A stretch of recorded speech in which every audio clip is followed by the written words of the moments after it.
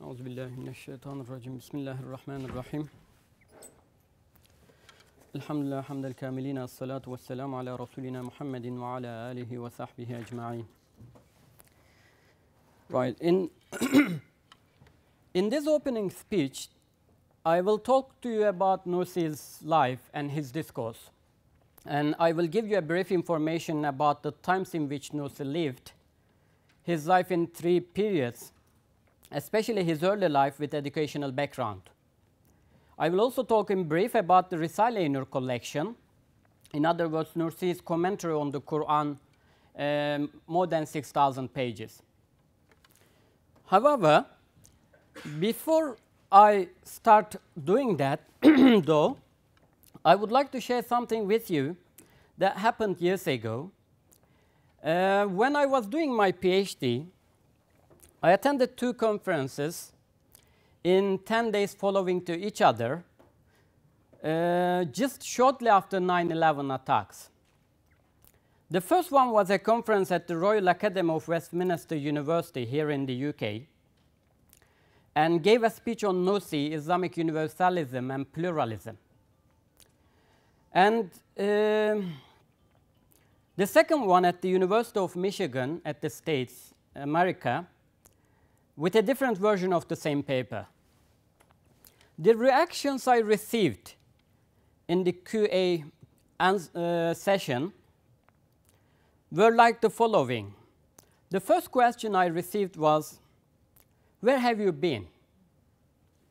And I couldn't really grasp the question. And asked for the clarification. And the person who said that continued, "You tell us that it's been 40 years since Nursi died." It was 2001, so approximately 40 years. "Where have you been for 40 years, he said. "If you'd spoken about such concepts and discourse sooner, the Muslim world wouldn't have experienced the radicalization and terrorism it is doing now." He replied. And another stood up and said, "You made a perfect description of Islamic universality."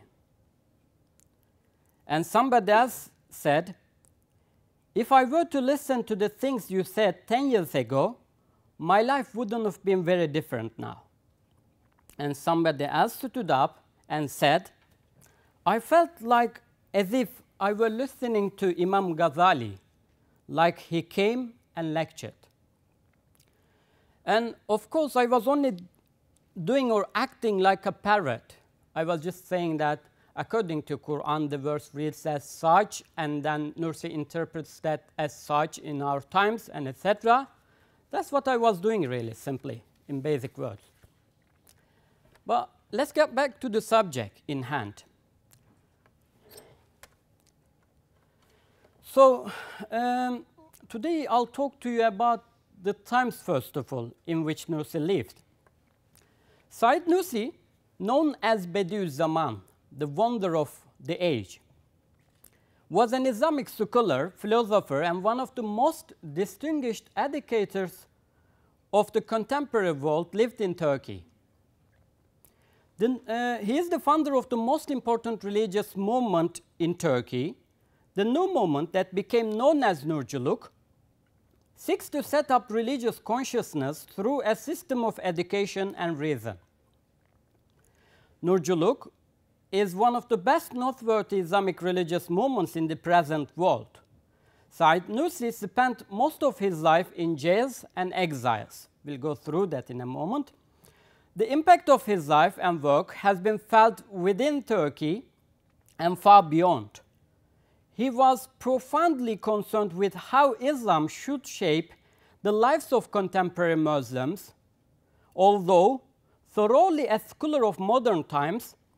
In terms of a critical acceptance of the religious and sociological consequences of the 20th century life, he was rooted in the classical disciplines of Islam. Educated in the late madrasa system of the Ottomans, and was appointed to the rank of Mahraj, I would call, by Sultan Wahdaddin on the recommendation of Musa Kazım Bey, the Sheikh al-Islam of the time.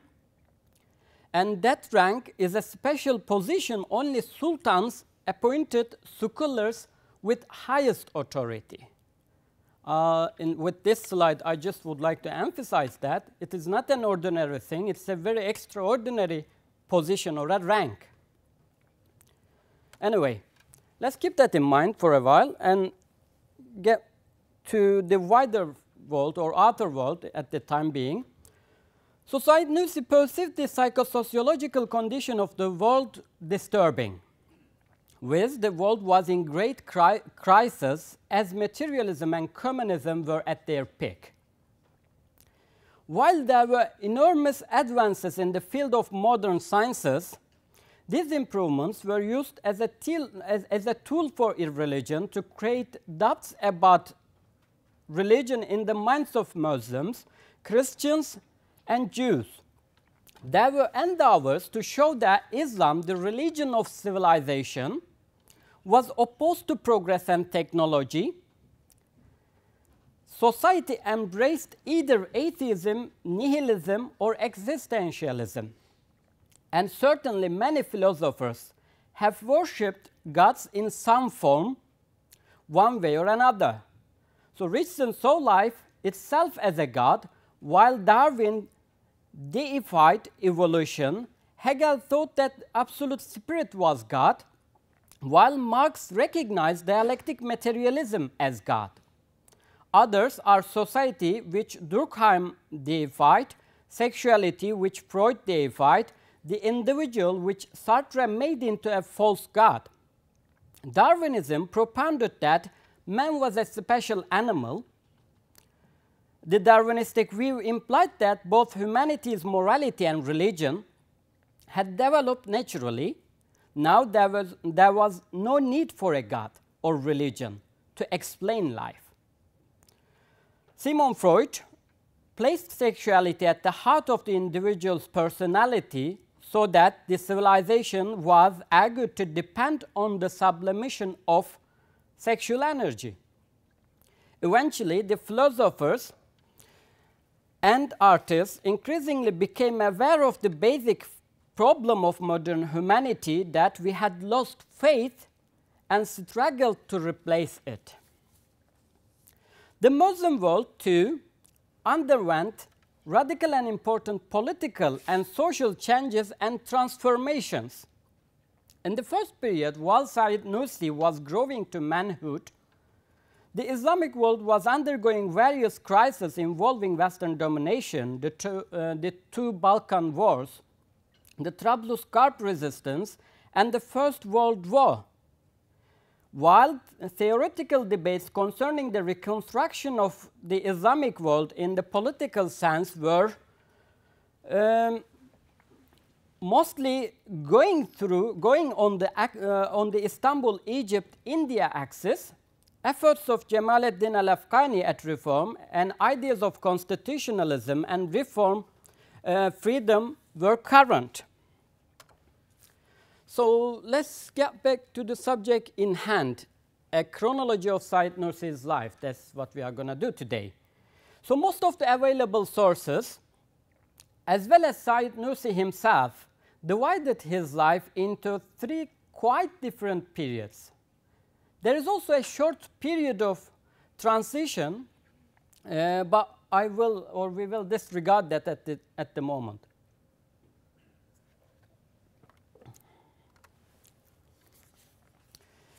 So let's start with the early education. Nursi spent his early life and received his first education from his family in the village of Nurs. Between the age of 9 and 15, he attended different madrasas for his formative education, and he seemed to be very unsettled. At the age of 9, he attended a Naqshbandi madrasa and received a 3-month full-time course under the supervision of Sheikh Jalaluddin, Sheikh Mahmad Jalali, the Naqshbandi Sheikh, with whom he studied all the books being taught in the madrasas at that time, usually taking 12 to 15 years to complete. So he studied for 3 months all the books being taught in the madrasas at that time. but only in a general way. That is why. While you read the first quote, the point he was trying to make by that quote, may Allah forgive me for saying that, a peasant boy, 9, according to some sources, 11 years old, or a village boy, was questioning the classical madrasa education at the age of 9 or 11 with this comment he makes here. He asked to his sheikh or his teacher, just give me the keys to unlock the doors to open up all the books being taught in 12 to 15 years. That's what I need. Then I will pick up the subjects which goes in line with my nature, and I will develop on those. So that was very, very interesting that from the early age, he started questioning and showed the disappointment and unhappiness of the classical madrasa education. But in this 3-month course, Nursi had provided himself with the foundations of the religious sciences on which his later thought and works were based. At the end of 3 months, Nursi received his ijazat diploma. In other words, he became Mullah Sa'id. Following to that, he attended several different madrasas. He seemed to be very unsettled and attended to lectures in different cities and etc. I'm just skipping out some parts from his life. In Bitlis, at the age of 13, he was asked to wear the dress of a scholar, which he declined with the response, as you can see it from the second quote. He then moved to another city to listen and attend the lectures of other ulamas and went to madrasa of the famous Mullah Fethullah Effendi and was examined by Mullah Fethullah. And after the examination, he answered all the questions perfectly, and hereafter Nursi became known as Sa'id Mashhur, Sa'id the famous.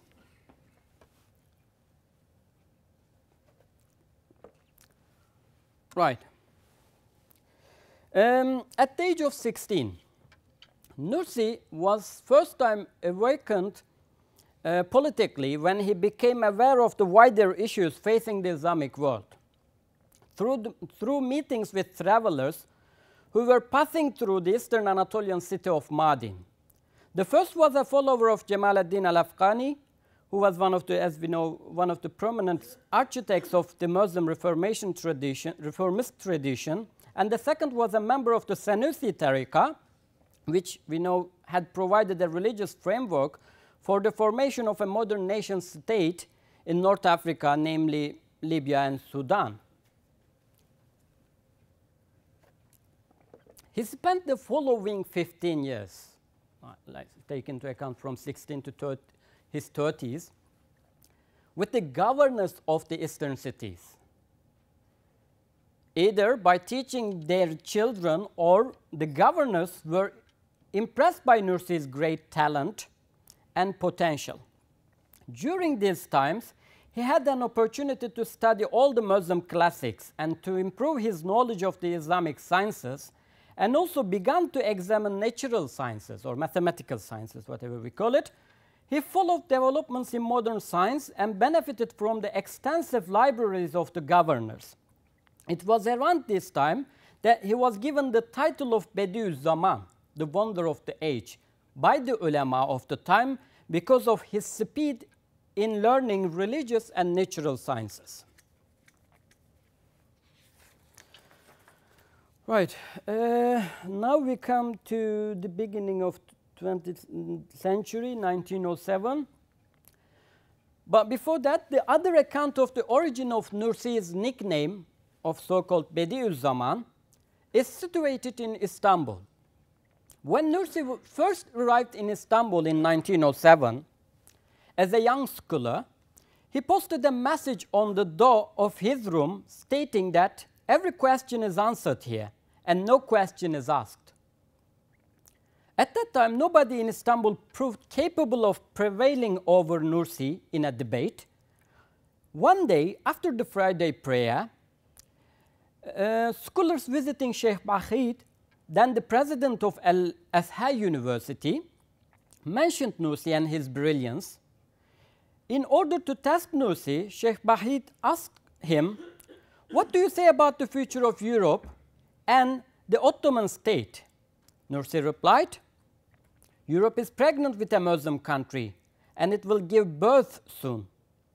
The Ottoman state is pregnant with Europe, and it too soon will give birth." The answer, the way it is put, shocked the questioner, who cried out that nobody could possibly answer this question other than Bediüzzaman the way it is answered. And Nursi became involved in political and social life between the years 1908 and 1910, making use of the new freedom of thought and expression.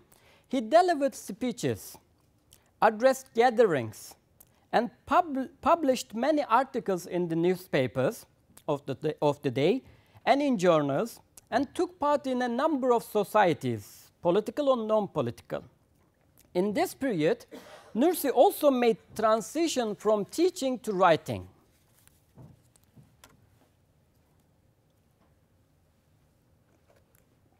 The so-called Madrasatü Zehra, the project, his lifetime project.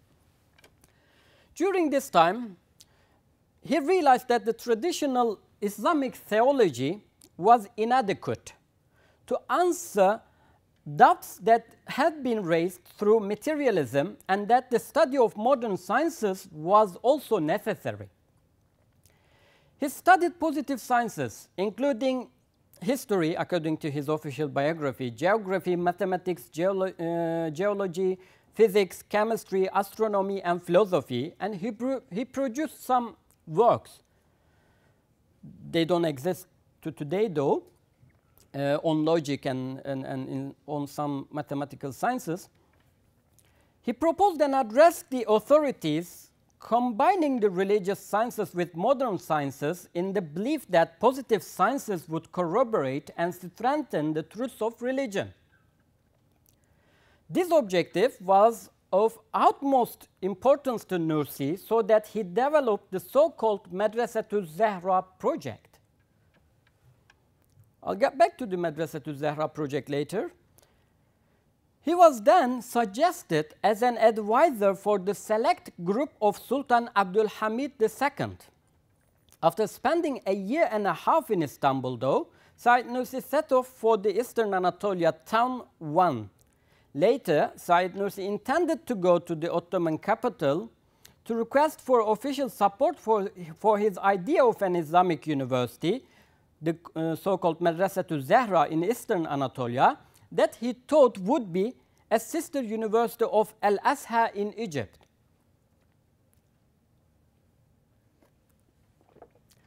Nursi's stay in Istanbul was his greatest opportunity to publicize the social and educational problems of the East, and on one occasion he succeeded presenting a petition and reporting his ideas on reform to the Sultan. Nursi wrote, as you can see it, I'll skip that while you read it. I'm sure you've read it already. So we come to 1910, when the First World War began, let's say 1914, Enver Pasha, the Minister of War between 1914 and 1918, asked Nursi to mobilize a military force composed of 4,000 to 5,000 men on the Eastern Front or Caucasian Front, and Nursi made his own students the center of the force and led the force on the front in 1916. During the war, he wrote the incomplete Quranic commentary entitled Isharatul Ijaz. Despite the adverse conditions at the front, he was asking his students to take notes while they were at war and write it down and etc. It was written and publicized after the war. Nursi was later wounded in battle and captured to be sent to a prisoner of war camp in Kostroma. After 2 years in captivity, Nursi took advantage of the disorder during the Communist Revolution and to escape, and via Petersburg, Warsaw, Berlin, and Vienna, he arrived back in Istanbul. He was awarded a medal for his services in the war. He served as a member of Darul Hikmatul Islamiyya. Another thing that I would like to emphasize and take your attention on to, that Darul Hikmatul Islamiyya is an academy of higher Islamic studies, and he was appointed there as a nominee of the army. It was the highest academy that had the power to issue fatwas to bring down the sultans, even Ottoman sultans. In this period, we see Nursi as a scholar who aimed to work to save the last frontier of Islam, namely the Ottoman Empire. He was not a politician, but was involved with politics by his writings and memberships to the different layers of the political organizations. So,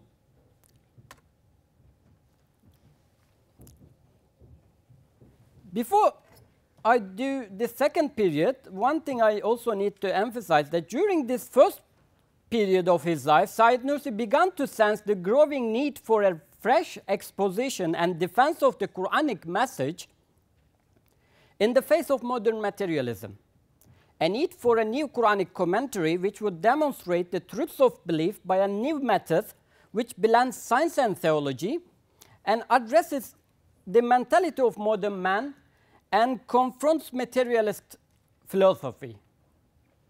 So, the second period. We then see Nursi in a crisis of conscience and a transition through the 1920s that lasted like 6 to 7 years. During the time between 1918 and 25, when he returned from captivity in Russia and his coming across the fundamental changes about the future of his native country, the end of the Ottomans and the foundation of the Turkish Republic, the collapse of the Khalifa, he began to experience some internal crisis.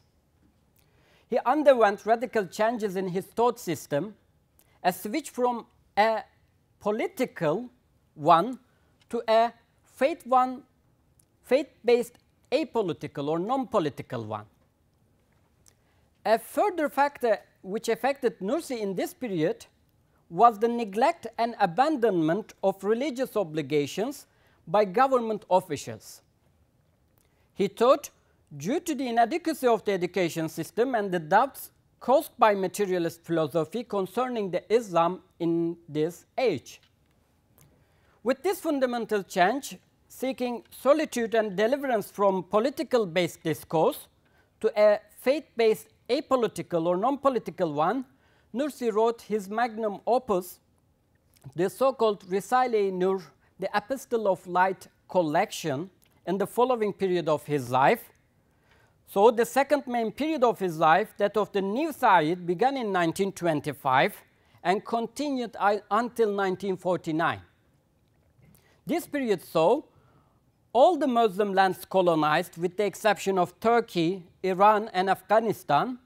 But in these countries, the political culture and institutions ensured that Islam as a true political and social force was abandoned.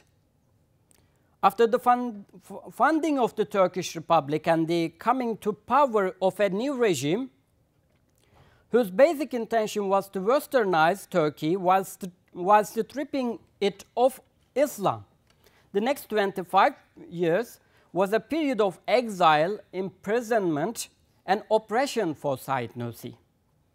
He was tried many times. According to the available sources, more than 1,000 cases were opened against Nursi in this period, and he was acquitted from all the accusations. So the new Said, Yeni Said, responded with a new method of service to Islam. While turning away from politics, he concentrated on the struggle to save and strengthen belief in God and other truths of belief, and Islam in the Risale-I collection, which consists of 130 pieces of work with more than 6,000 pages. The third period.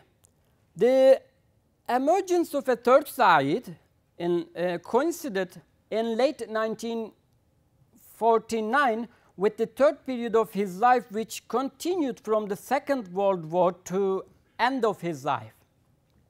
These last 10 years of Nursi's life differed from the new Said in so far as Said Nursi began to take a closer interest in social and political matters by synthesizing the former periods into the form of an ustad, master, who guides the politician and shows them the right path.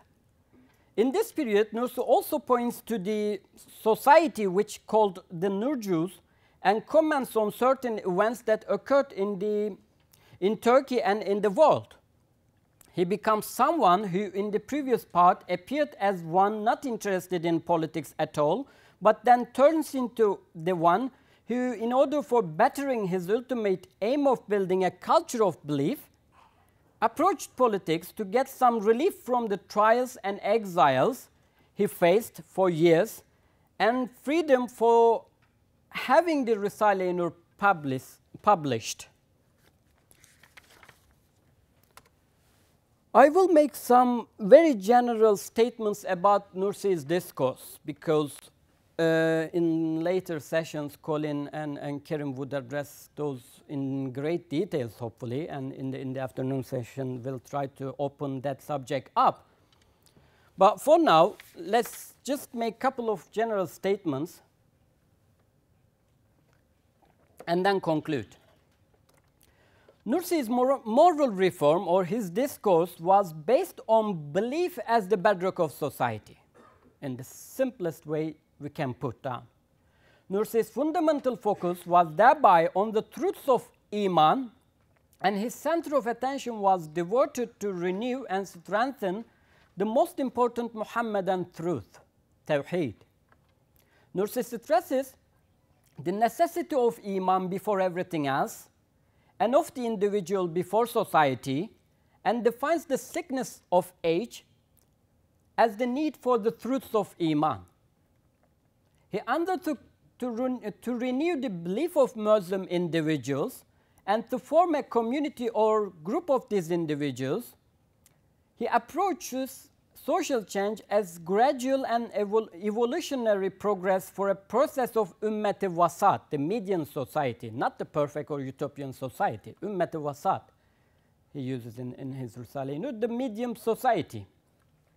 He applied a sophisticated, rational, and incisive analysis of the subject matter of belief. This was the living out working of his call for a return to reason-based thought in the study of Iman, without the reason element of which he held there could be no genuine understanding of Iman at all. Perhaps the attribute which most closely describes Nursi is educationalist.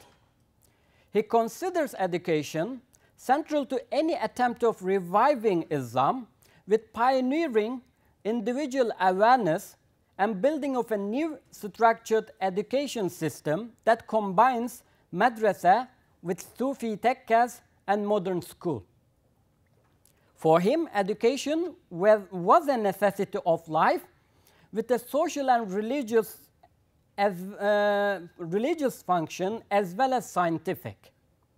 He spent his effort on the analysis of what he thought was the cause of Muslims' backwardness, i.e. the gap between Muslims and actual Islam. I emphasize that again. He considers education central to any attempt of reviving Islam with pioneering awareness and building of a new structured education system. And he thought the cause of the Muslim backwardness, the gap between Muslims and the actual Islam. Nursi interpreted the sacred sources of Islam and made the message clear to Muslims of the time. Science and religion can coexist without harming each other. Science is the realm of the observable phenomena which must be investigated in order to bring happiness and perfection to mankind. As a religious duty, as well as to discover the beauty and perfection of the Creator. He maintained the view that unless Muslims were enlightened in both sciences and religious knowledge and knew how to think systematically, it was impossible to recover from the centuries of backwardness. It could be said that Nursi was born in the age of transition in the Islamic world in particular. However, the separation between the earth and the heavens, flesh and soul, the city of man and the city of God, or evidence versus dogma, demonstration versus revelation, had never occurred to Nursi as a problem. Through the metaphoric interpretation of the Quran, he presented the spiritual quality of mysterious meaning of revelation. Through intellectual intuition, he made rational thought subservient to the universal truths of the Quran. He was of the opinion that it was the time for community or jama'ah. The essence of Nursi's endeavor was centered around the establishment of such jama'ah in the hearts and minds of individuals so that it would manifest on their behavior. If a Muslim abandons practicing Islam, he maintained he would fall prey to anarchism.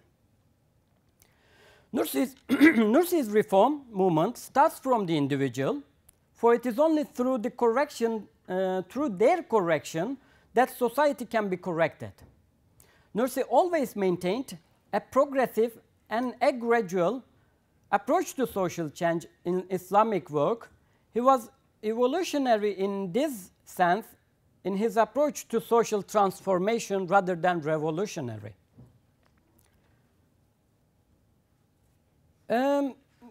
Maybe it's worth just to have a paragraph. How am I doing with the time, Mr. Chairman? Okay, I've got a conclusion after this. Just since we are not going to talk about his concept on the jihad, maybe I could say a few words on his idea on the jihad, which is the most controversial subject. When I gave a speech in Cleveland a couple of years ago, I was stopped at the airport and questioned, since in the invitation letter that it was stated I was going to talk about jihad. As soon as the lady saw the word of the jihad, pressed a button just there, and then came an officer, talked to me for an hour or so about his concept of jihad, and then asked me to enter to the States through the VIP corridors from there on, but I disregarded, and I still go as a simple man anyway. And the reason we spoke like half an hour or an hour. The moment I said that he died in 1960, he stopped. He was going into a room with a mirrored glass and then coming back and talking about the jihad issue and etc.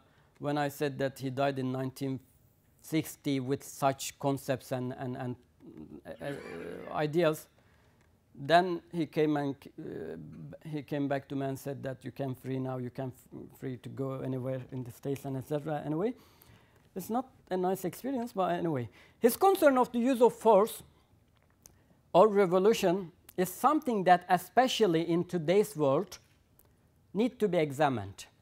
With regard to external or physical jihad, Nursi's approach is something quite peculiar to him. While he accepts that historically the spread, establishment, and progress of Islam occurred partly through the use of the sword, Nursi sees no place for that in the future. But he was not apologetic, though. He took part in the First World War.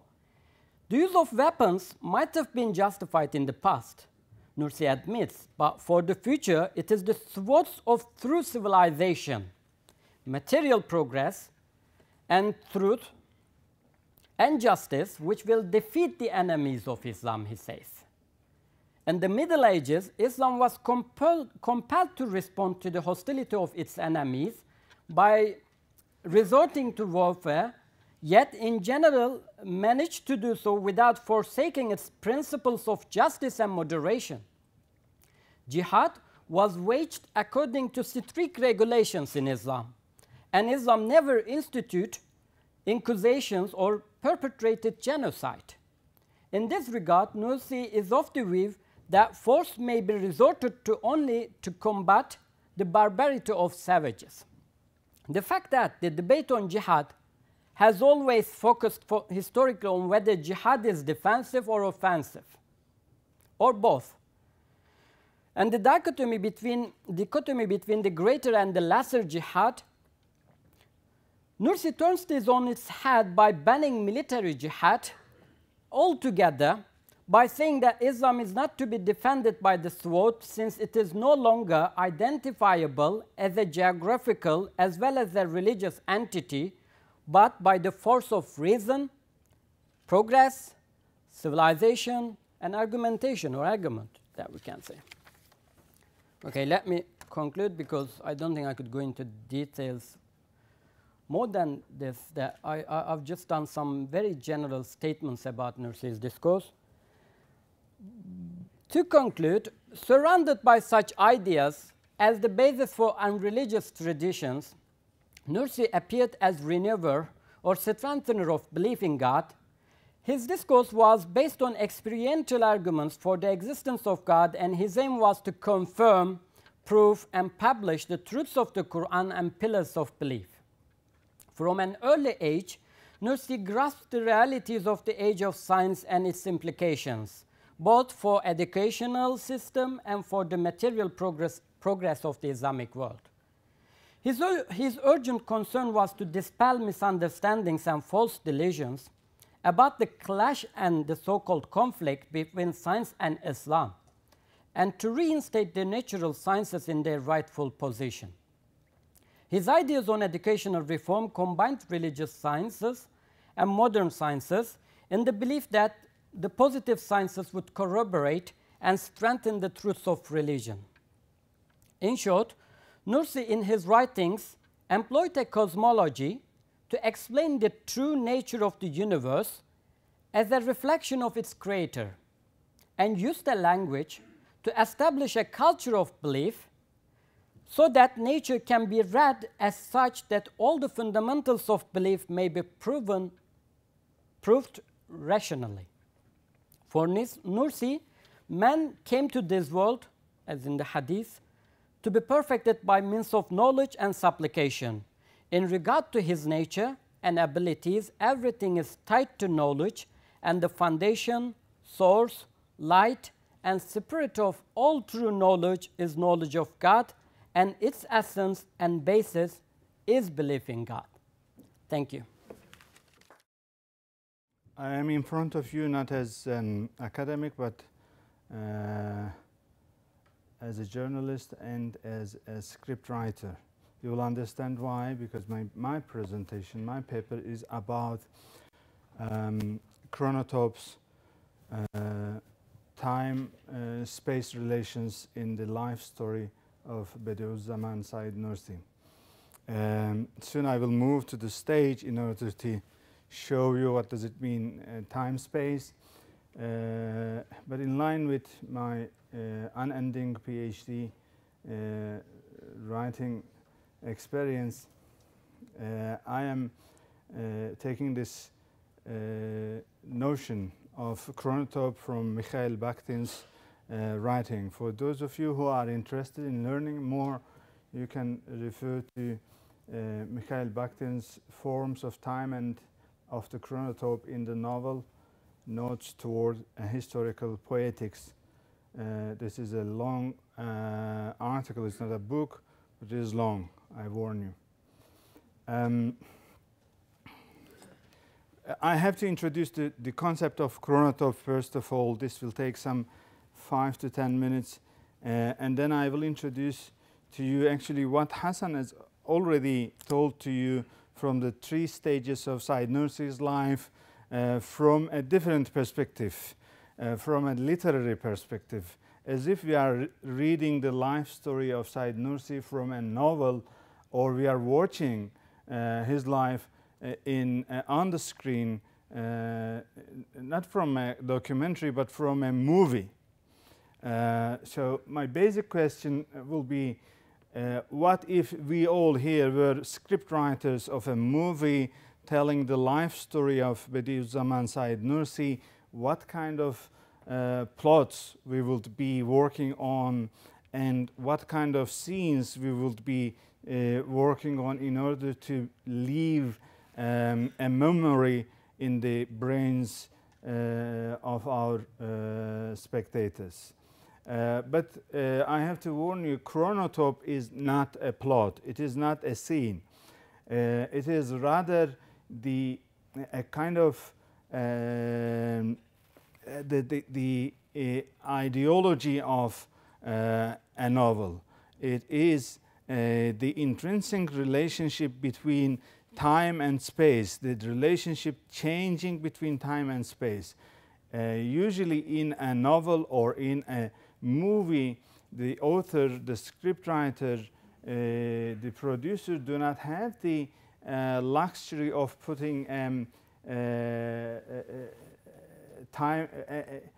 clock on the screen and giving a message. Sometimes they do in documentaries, they say, okay, this is 1901, and then you suddenly jump to the next century and you understand that you are already in another time. But you usually in movies or in novels and in life, we actually do not realize that time is changing. We realize that through scenes, through space. When we see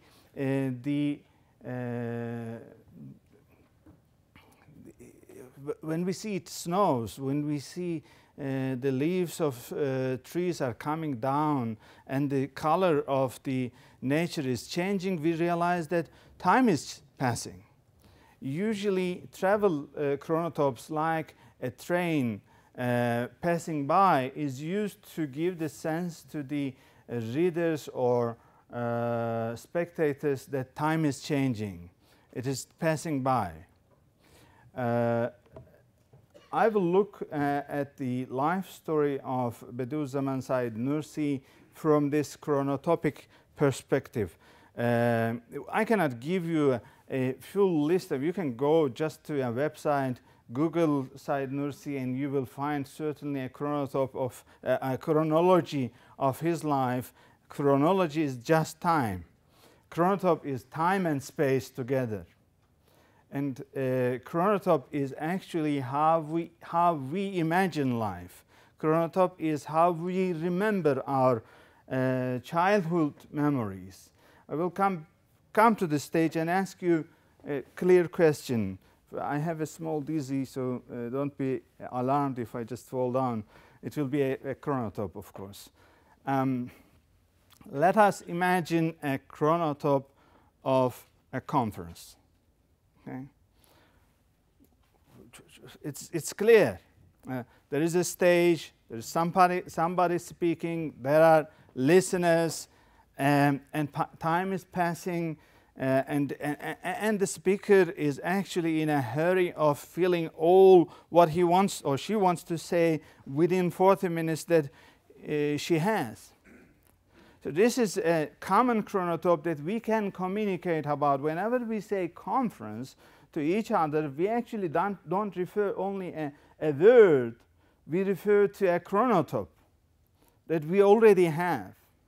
Let us speak about a chronotope of panic. Imagine a case of panic. Okay? There is certainly an escape, something that we are escaping from, and an exit route that we are running towards. This is time and space together. Well, these examples that I gave already are minor chronotopes. There are larger chronotopes that shape the literature. For example, tragedy.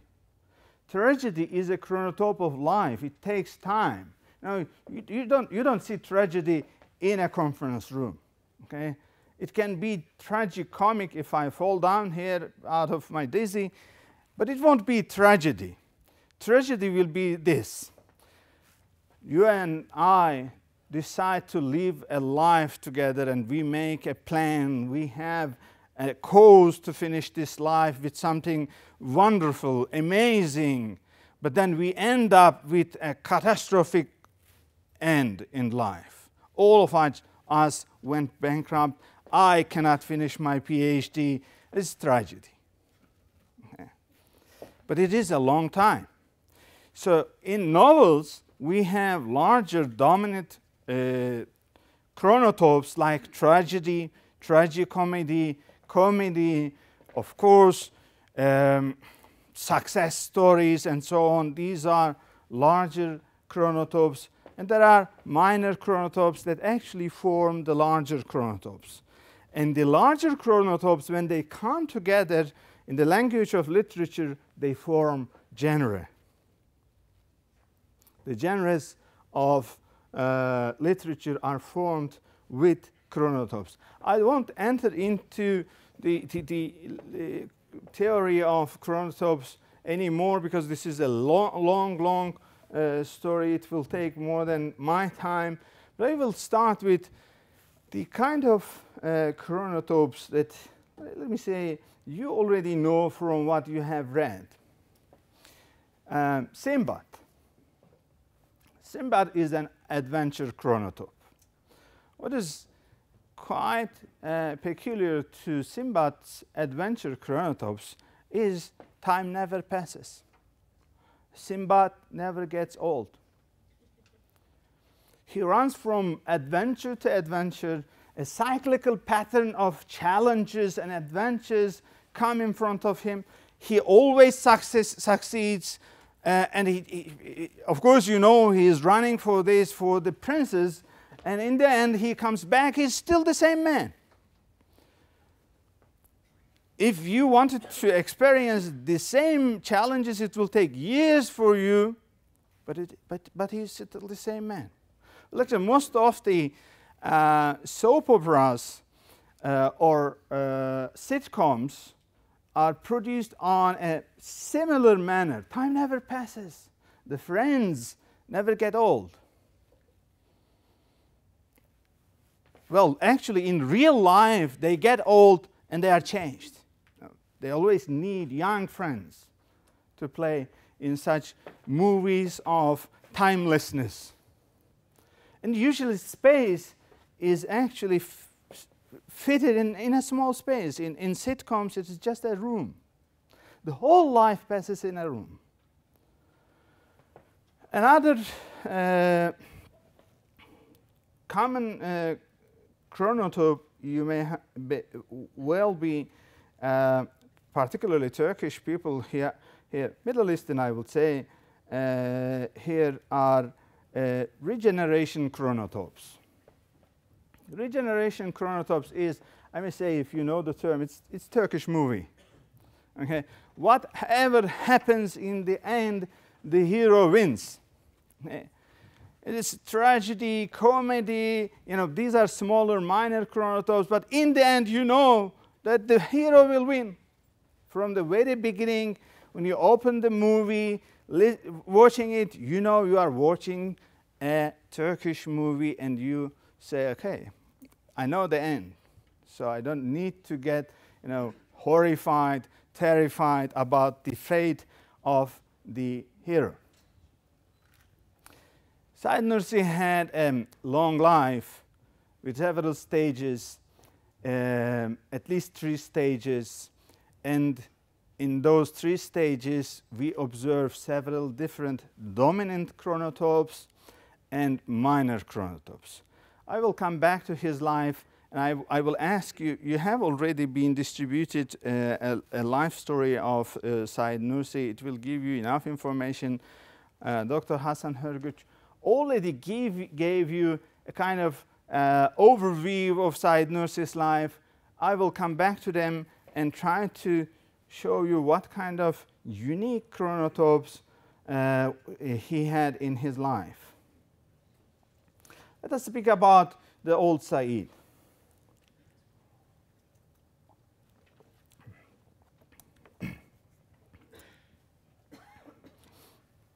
Old Said is quite similar to an adventure chronotope. He always finds problems, runs for challenges, runs for adventure. At the very early ages of 7 or 9, he started looking for madrasas where he will learn, yes, but he does not like any one of them. He does not like any one of the masters in the madrasas. He goes from madrasa to madrasa. He does not live peacefully. In the old Said period, we see Said Nursi running from madrasa to madrasa, looking for a master that will actually be stronger than himself at that age, but he never leaves the madrasas peacefully. He either fights with other students, older students, he either challenges the master, he lives in the middle of the night. You know, he cannot leave in the morning when there is light enough. No? He lives in the middle of the night. He walks through forests that people are afraid even walking in the daytime. And at one occasion, for example, he climbs to the minaret and walks around that you know, tiny place in the minaret. He challenges life, in fact. He challenges death. Hasan mentioned about his experience in First World War. Let me bring you to a particular chronotope of challenge once again, an adventure chronotope in his experience. He is fighting together with his militia, but also particularly with Mullah Hamid. And at one point, the Russians are bombing. And he says, I'm not going to stay in the stench. I will go in the fences. I will go out. These bullets are not going to kill us, he says. This is a kind of a major chronotope we observe in the early ages of Said Nursi. Okay, you can say he is steadfast, he is crazy, but he's genius also. But all we see cyclically is he challenging. And we observe also last-minute saves in Said Nursi's early life. We see one particular example. He climbs the one, this is a city in eastern Turkey, the castle of Van, and he actually falls down and, well, whether we will call it miraculously, but certainly unnaturally, he is saved. He actually flies into a cave that you wouldn't be able to fall into it normally. You know, simple fall does not go that way. We see his experience with Mustafa Pasha of a particular tribe who is a kind of Shiite personality, it seems to us. He drinks alcohol, and Said Nursi at that age sees a dream about warning him. He goes and with his sword and says, you know, I will kill you if you continue on drinking and you don't start praying your daily prayers. But this man kills people every day. Said never killed anybody. And amazingly, he is saved from this adventure at the last minute again. Hasan mentioned his imprisonment as a prisoner of war in Kostroma. We have a particular scene, once again a chronotope of last-minute savior, where he is sitting with other prisoners, and the Prince of Russia comes to for investigation of the prisoners, and he does not stand up. And this particular person walks in front of him here and then, just in order to show him that you have to stand up. This is a commander. He doesn't do so. And in the end, he comes and, with the aid of a translator, asks whether he does not know who he is. And he says, I know, but I am a Muslim. A Muslim does not stand up in front of a non-believer. And he says, this is clear denigration, so a court decides his execution. And before the execution, many of his friends begs him to just, apologize. He doesn't accept that. Before the execution, he says, give me just 2 minutes for a last prayer. And while he is praying, Nikolai Nikolaevich, this is the commander, realizes that this man did what he did sincerely out of his faith, and he now starts apologizing. We have a last-minute save in front of Mustafa Kemal, where once again Said Nursi challenges Mustafa Kemal and the very first parliament because they were not praying daily prayers. And the end was sure, execution, but it doesn't happen. So in the early life of Said Nursi, we repeatedly see the same thing. He challenges masters, he wins. He challenges older students, he wins. He challenges leaders, politicians, he wins. And he is saved always at the last minute. I will move to the new side, otherwise I will have the late speaker's chronotype here, missing the last part and the best part of his presentation. Well,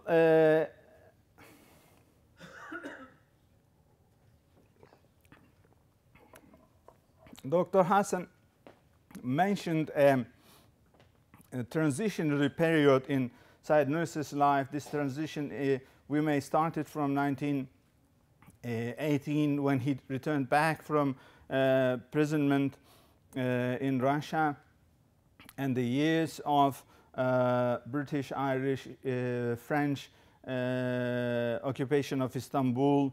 And actually this is the collapse of the Caliphate and the collapse of the Sultanate of Ottoman family. And under occupation, Said Nursi works, turns to inside.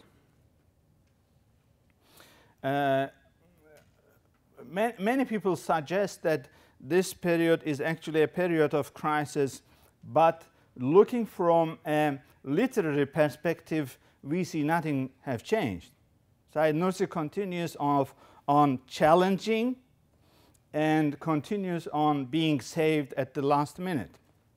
He writes critical articles of both the Sultanate and the occupiers. He speaks in a particular unfortunate event called March 31. The secular army, the Turkish secular army in Saloniki invades Istanbul. This is after the occupation era. But in the end, he's given to the court-martial, and most of his friends are hanged, but he's saved. He's not afraid of anything. He's not afraid of the army. He's not afraid of the staunch seculars, and so on. So chronotopically speaking, in this crisis period, certainly Nursi is turning into his own, I may say, inner life in this period, but chronotopically speaking, nothing has changed. The same Said, the steadfast,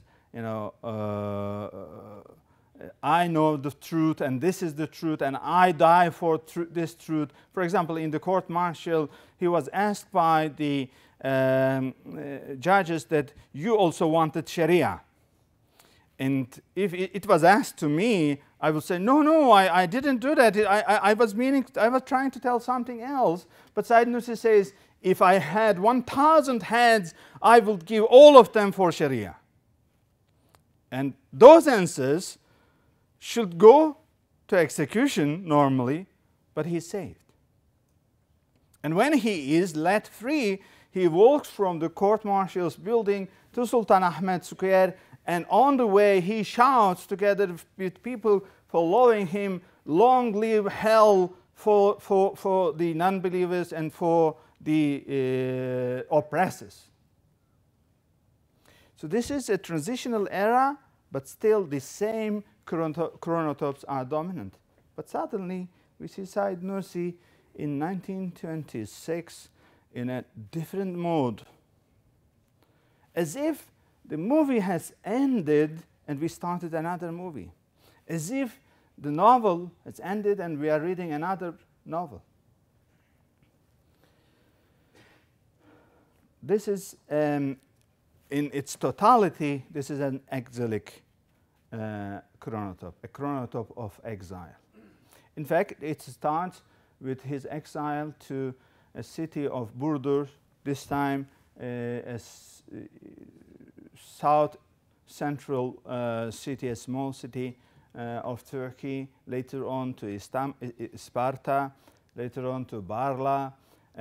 Of course, these are all under control of police. He does not have the right of mobility. He does not have the right of accepting friends and so visitors and so on. But the major chronotope is an exile chronotope. I have to say, actually, the exile chronotope is an oft-repeated chronotope in the life stories of major Islamic figures all along the history of Islam. Now, who was not exiled? All major figures that have left a strong mark in our mental strategies or in our understanding of Islam have experienced exile. Mawlana Jalaluddin Rumi was exiled from his native Afghanistan towns to first Iran and later on to Anatolia's Konya. Many people preferred self-exile in order to find truths. The overall the chronotope is so familiar to us, so I won't be dealing with the exilic side of this chronotope. But there are minor chronotopes that define the very nature of this exilic chronotope. First of all, we see Sayyid Nursi in this era in prisons. The prison chronotope is a very different chronotope. He had been a prisoner of war, but we have no information about his staying in a prison in Russia. So his life story jumps that part of his early life. We don't see anything mentioned in his biographies written by his pupils, students, or by others about the situations of the prisons he stayed in Kostroma. Rather, we have information about his escape, his last-minute save, and so on. But in this period, we see Sayyid Nursi turning back to the inner spaces of buildings. He mentions nothing about the rooms, the halls of the grand house of the governors of one. He stayed about 8 years at the house of governor of one called Hassan Pasha, previously Omar Pasha. He says nothing about the houses. We know nothing about what kind of a room he had, whether it was cold or warm, whether he had books or not. whatever he speaks about those times are always out of the building. I may say Said Nursi lived a life out of any kind of building in his old Said period. But suddenly we find Said Nursi speaking about the conditions of his small room, cold room in the prisons, or in Afyon case, large room, but only he himself is staying, and it is intentionally left cold and so on. He starts speaking about inner spaces, the interiors of buildings. He leaves speaking about the streets. This is actually in line with his turn to his inner world. Chronotopically speaking, the life in the street actually moved into the life in-house.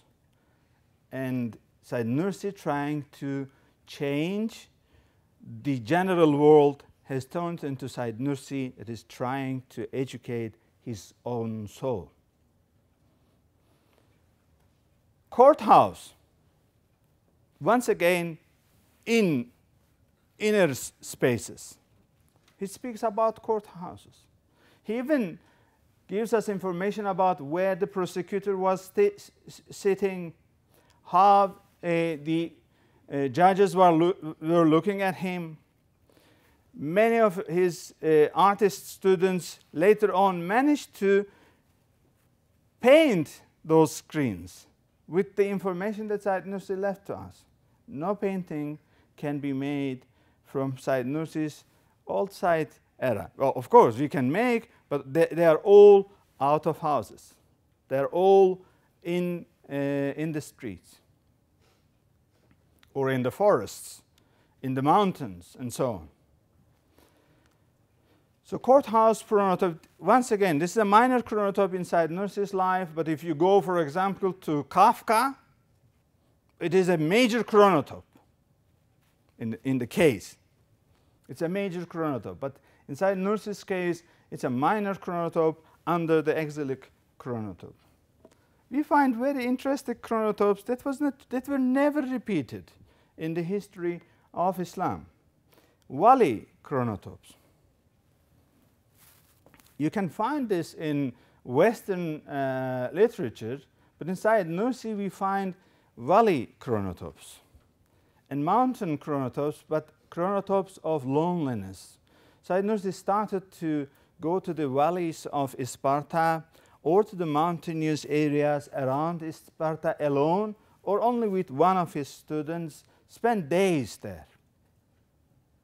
A particular chronotype we all would love to turn into a movie is a treehouse chronotype. Well, in a normal human being's life, treehouse is adaptable to an early childhood chronotype. Inside Nursi's life, this started after age 50.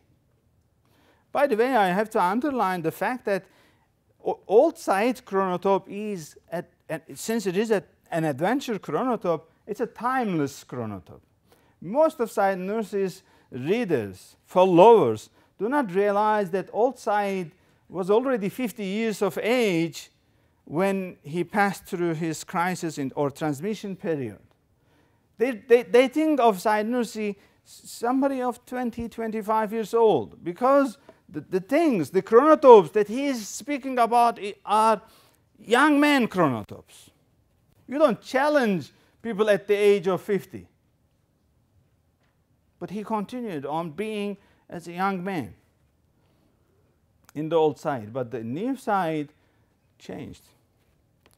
He started this treehouse chronotype is a major chronotype in Said Nursi's life. He had several trees around Sparta, upon which he built houses, and he spent all the night in those tree houses speaking to the stars and writing his books upon that particular experience. Now, a particular tree in Emirda was burnt down by people who had enmity feelings against Nursi'S, and it created such an impact on Nursi'S. This is years after Sayyid Nursi's passing away. It left such an impact that you would think they had burned down buildings. You know, it was just a tree, and still followers of Sayyid Nursi are lamenting for the loss of that tree, because they know that tree hosted an amazing dialogue between the stars and then that hero of Sayyid Nursi's life. We see garden chronotopes. Sayyid Nursi started to speak about roses, flowers, trees, and in those gardens he started to mention real-time, real space places, particularly an epistle called Epistle of Heaven, or I may say Paradise, is actually referring to a particular garden in Sparta. We see minor chronotopes of sick in bed chronotope. We know nothing. We know that Sayyid Nursi was wounded during the First World War, but the presentation of that wounding is actually a heroic presentation. He is never represented as a sick man. It must have taken 3 to 6 months at that time for him to recover, but we see nothing about that period. But in the Nursi'id era, we see a kind of search for weakness. The old Sayyid were searching possibilities of showing his strength, but the old Sayyid started possibilities of showing his weakness, not to the people, but to God.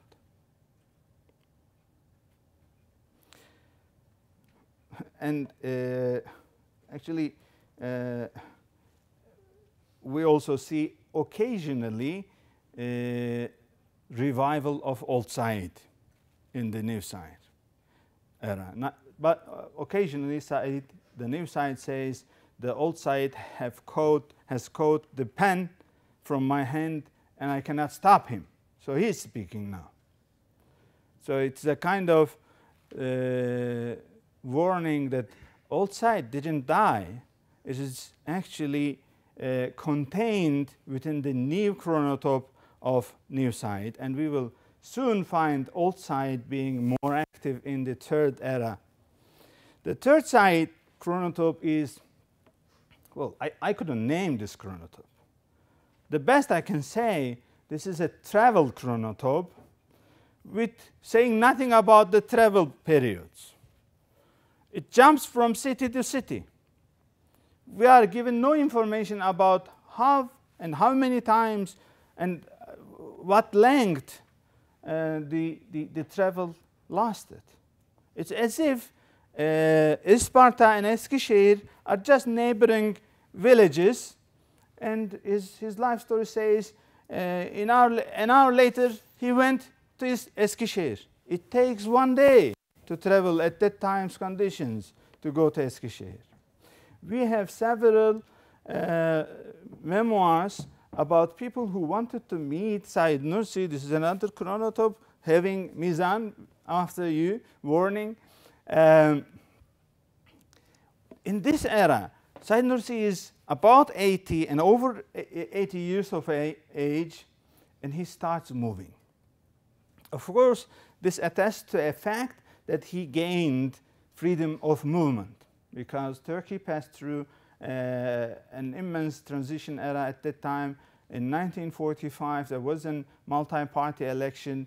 Because of some systemic problems, once again, CHP, the dictatorial regime, came to power, but in the next elections in 1950, Democrat Party came to power, and the very first thing that happened in Nursi's life was to gain his freedom of power, as if he was trying to make up the times he lost by means of traveling.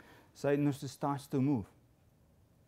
He moves so fast that some of his students receive information that he is in Sparta, and they want to visit him at least once, because they know he's 85 years of age. This may be the last chance for them to kiss his hands. This is important for Turks. And they go to Sparta, and in Sparta they are informed that an hour ago he moved to Emirdağ, Afyon.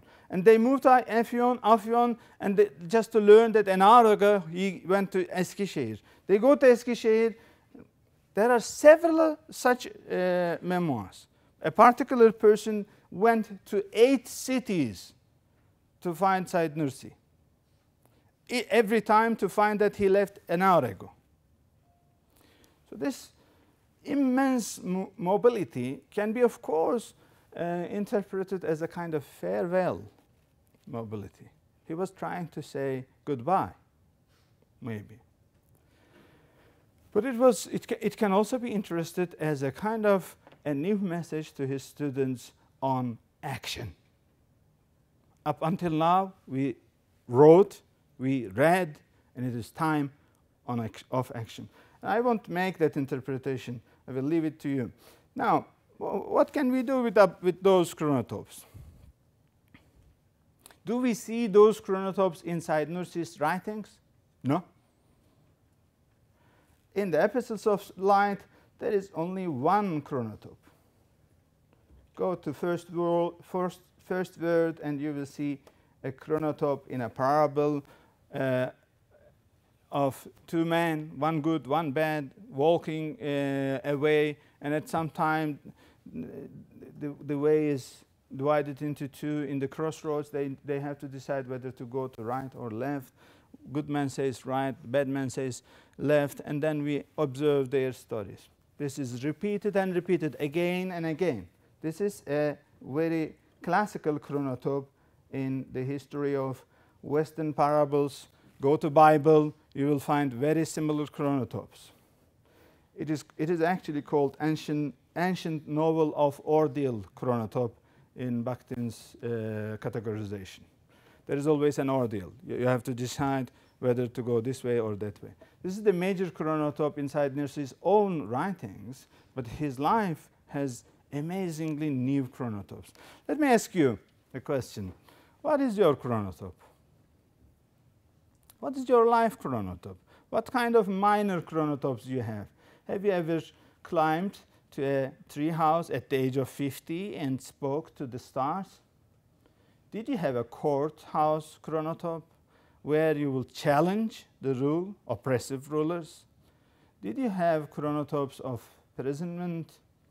Did you have chronotopes of illness, but a determined period of illness where you will continue on writing and writing and writing for a cause? Said Nursi, with his writings, he gives us a message. But with his life, he gives us several chronotopes to live with, to observe, to imagine our lives with also. Thank you very, very much for your patience, and I apologize. I think there are some people out there that couldn't hear the entrance of my presentation about the definition of what a chronotope is. I suggest them to go to Mikhail Bakhtin to read about chronotope, and the rest of the presentation was, I think, to some extent clear. May you have Muslim chronotopes. May you all have at least once experience a treehouse chronotope where you will speak to the stars and they will turn and blink to you. Thank you very much. Actually, it's quite interesting because Kerim was talking about chronotopes and he was saying that there's no tragedy at a conference.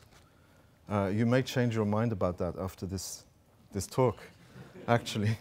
Also because I have a chronotope of insomnia, of sleeplessness generally. So if I also fall over, it's sort of disproving the no tragedy at a conference chronotope. Another chronotope maybe in Nursi's life was the discourse on renewal and revival and resurgence. And Hassan, in his short biography of Nursi, was talking about Nursi's emphasis on renewal and revival and resurgence. And we are all living through the so-called Islamic resurgence, which scholars, there is consensus that for the past 40, 50 years, we've been living through this so-called Islamic resurgence. And I was reminded actually of this by Mizan at the beginning, saying that, you know, wherever you go, there is a halal shop. Is that the sum result of our Islamic resurgence over the 40, 50 years? Wherever we go, there is a halal shop. I like to think that our attainments are a little bit more than, you know, having a halal shop on every corner. So much has been said. I just want to contextualize before I start talking about Nursi's major themes in the Risale-I. I just wanted to contextualize him within the framework of resurgence and revival. Much has been said about this so-called Islamic resurgence, which is said to have occurred over the past 40 or 50 years. And if you go back into the middle of the last century in your mind, obviously, we see the Muslim Brotherhood, we see the rise of Islamic, so-called Islamic militant Islam in the 40s and 50s. We see the emergence of revolutionary movements. We've got, of course, the classic example of the Iranian Revolution in 1979. We have the setting up of so-called Islamic regimes and republics, Iran, Pakistan, Sudan. And of course, we come to today and we have this raised global profile that Islam has in the media, not just in halal shops on every corner, but obviously in the media as well. Private and political Islam has a great global profile today. But if anyone ever sits down to write the definitive history of 20th century Islamic movements, so-called Islamic movements, I wonder whether the author would be brave enough to suggest, as some people do, that this so-called resurgence should actually be seen as a resurgence of socio-cultural identity rather than a resurgence of religious faith. This is a position that I hold personally. It's not a very popular position among my colleagues, because personally I don't think that Muslims have become better believers over the past 40 or 50 years. I don't think they've become more proficient in their practice of Islam over the past 40 or 50 years, although obviously in some individual cases that may actually be what has happened. I think what has happened in the so-called Muslim world is an attempt on the part of certain groups to reassert their social cultural identity, their collective identity in the face of a number of external threats. Along with the growing number of scholars and commentators, I believe that the numerous movements of the past century, which have been described variously as Islamic movements, have little, if anything, to do with the resurgence of religious faith as such. Most of them, I think, have been political movements. The discourse has been avowedly political, and it has been championed by leaders who, I believe, had the underlying goal of solving a specific problem. And that problem, I think, was the perceived backwardness of the Muslim world and its subservience politically, economically, culturally, socially to the West. I think that has been the agenda of the vast majority of so-called Islamic movements in the past 40, 50 years. So to my mind, none of these groups who self-identify as Islamic movements can actually be identifiable primarily as faith movements. I think their connection to faith is a tenuous one. But of course, that's not to say that the issue of revival and renewal has been forgotten. You know yourselves, throughout the history of Muslims and the Muslim world, every so often someone comes along with the avowed intent of renewing belief, of reviving belief. We have the tradition of the mujaddid, of tajdeed, the prophetic tradition which says that every century someone will come along to revive belief. So there is, of course, a tradition of renewal and revival in Islam. And these movements for renewal and revival have traditionally been fueled by one individual in each period. And without actually sort of trying to claim that Sayyid Nursi is the Mujaddid, that's okay. Although some people, of course, a lot of his supporters would say that he is, I'm not trying to make that claim. But he is one such individual who has come along actually not with a political agenda, but to revive and to rejuvenate and to renew faith. Sayyid Nursi is a very difficult individual to pin down. His life work, the Risale-I, is for all intents and purposes a commentary on the Quran, but it's not a traditional work of exegesis. Nursi was well versed with the work of the theologians, but again, the Risale-I cannot be pinned down as a work of theology. The Risale-I, like the Quran, actually resists compartmentalization. It resists definition, basically. If I were pressed to say what the Risale-I is, I would say, as Nursi did himself, it is like a mirror which is held up to the Quran. It's like a mechanism which actually reveals the inner meanings of the Quran.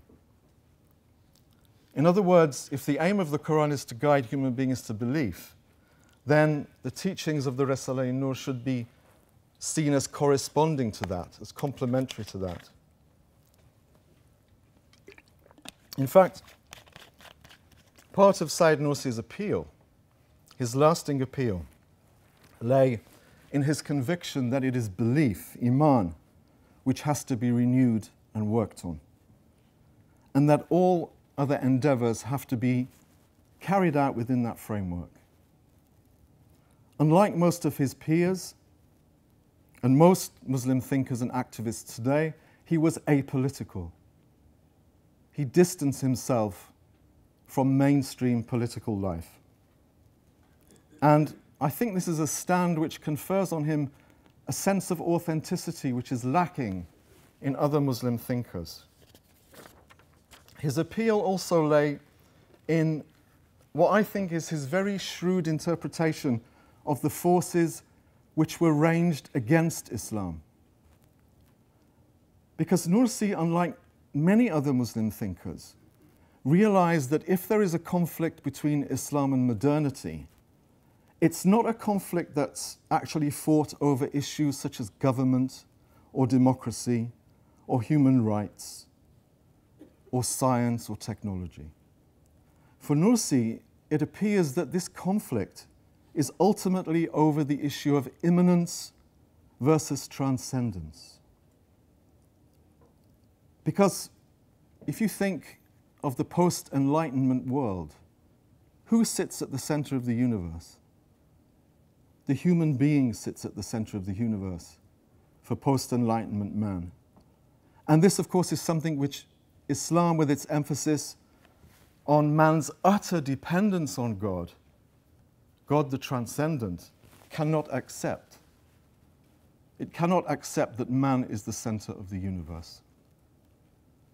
So, from Nursi's perspective, man is faced with a choice: the sovereignty of man himself or the sovereignty of God, with all that such a choice entails. So for Nursi, the issue is the immanent versus the transcendence, and for him, salvation basically consists in choosing the transcendent over the immanent, of choosing the other, i.e. God, over the self. And it's the dynamics of this choice which actually provides the key to understanding Nursi's approach to spirituality. Because the Risale-I is, let's not be mistaken, a work of modern Muslim spirituality. But what do we mean by spirituality? It's a very hard term to define, spirituality. We all think we know what it means, but if we're asked to define it and to say what it is, I think we all have difficulties. If you think of the term Islam, we know that there are as many kinds of Islam as there are Muslims. There are as many approaches to Islam as there are Muslims. And I think spirituality is the same kind of thing. There are as many approaches to spirituality, there are as many definitions of spirituality as there are spiritual people. There are lots of definitions of spirituality. The term, for example, is used to describe those vague feelings of closeness that people experience to some higher force, even if they're not sort of institutionally religious. For our purposes, I think, a workable definition of spirituality, or the spiritual Islam, the spiritual in Islam, can actually be found in the Quran itself. If you think that the word spiritual means connected or concerning the spirit, then the Islamic revelation, the Quran, makes it quite clear that the human spirit is an uncreated entity. It's an uncreated entity which was breathed into man and women by God Himself. And so the human spirit is something which connects the human being to God. And the human spirit is something that transforms an otherwise transient material being into the vicegerent or Khalifa of God on earth, God's representative on earth. We are God's representative on earth because we have a spirit. That is what makes us spiritual beings. So from the perspective of the Quran, and indeed from the perspective of Sayyid Nursi, spirituality involves man's search to uncover this link. It concerns man's quest to uncover the reflection of the divine within in himself. Because the spirit is from the divine. The spirit is breathed into human beings directly from the divine.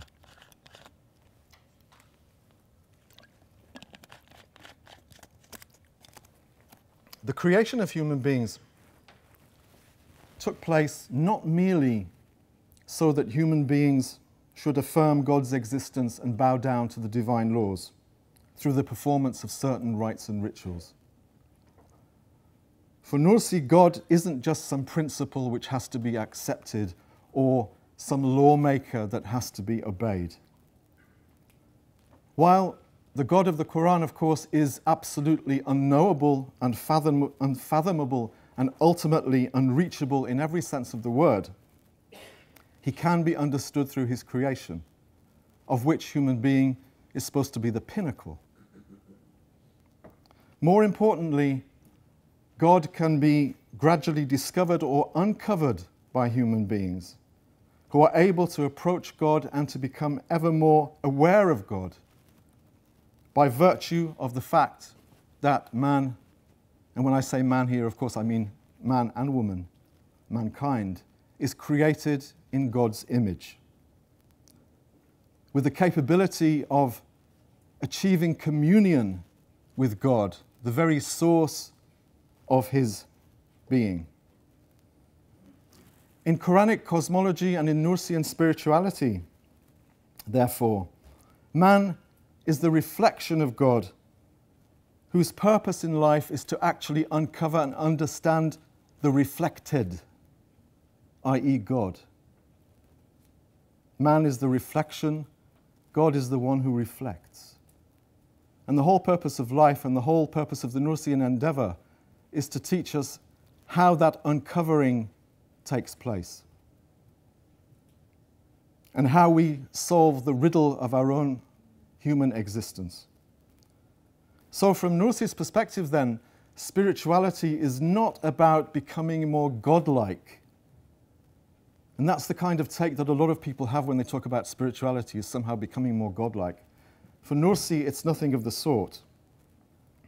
In fact, actually, it appears to be quite the reverse. As we'll see, spirituality for Nursi is about realizing those attributes in man which appear to make him look like God, realizing that they actually belong to another. In other words, the attributes that we have and that we find in ourselves, the attributes of perfection, actually do not belong to us. That lies at the heart of the Nursi'an spiritual endeavor. So the spiritual journey of human beings for Nursi is not about becoming more like God. It's about purifying ourselves of all possible claims to God-likeness. And it's about making room for God to reveal himself through our spiritualized souls. It means not acting like him, but acting in his name. It involves not being like him, but manifesting him or revealing him. This is Nursi's primary spiritual concern. And for this to happen, one has to clear out the clutter of the self. We're all full of clutter. The imaginary ownership that we exercise over our own attributes. We think we own our own knowledge.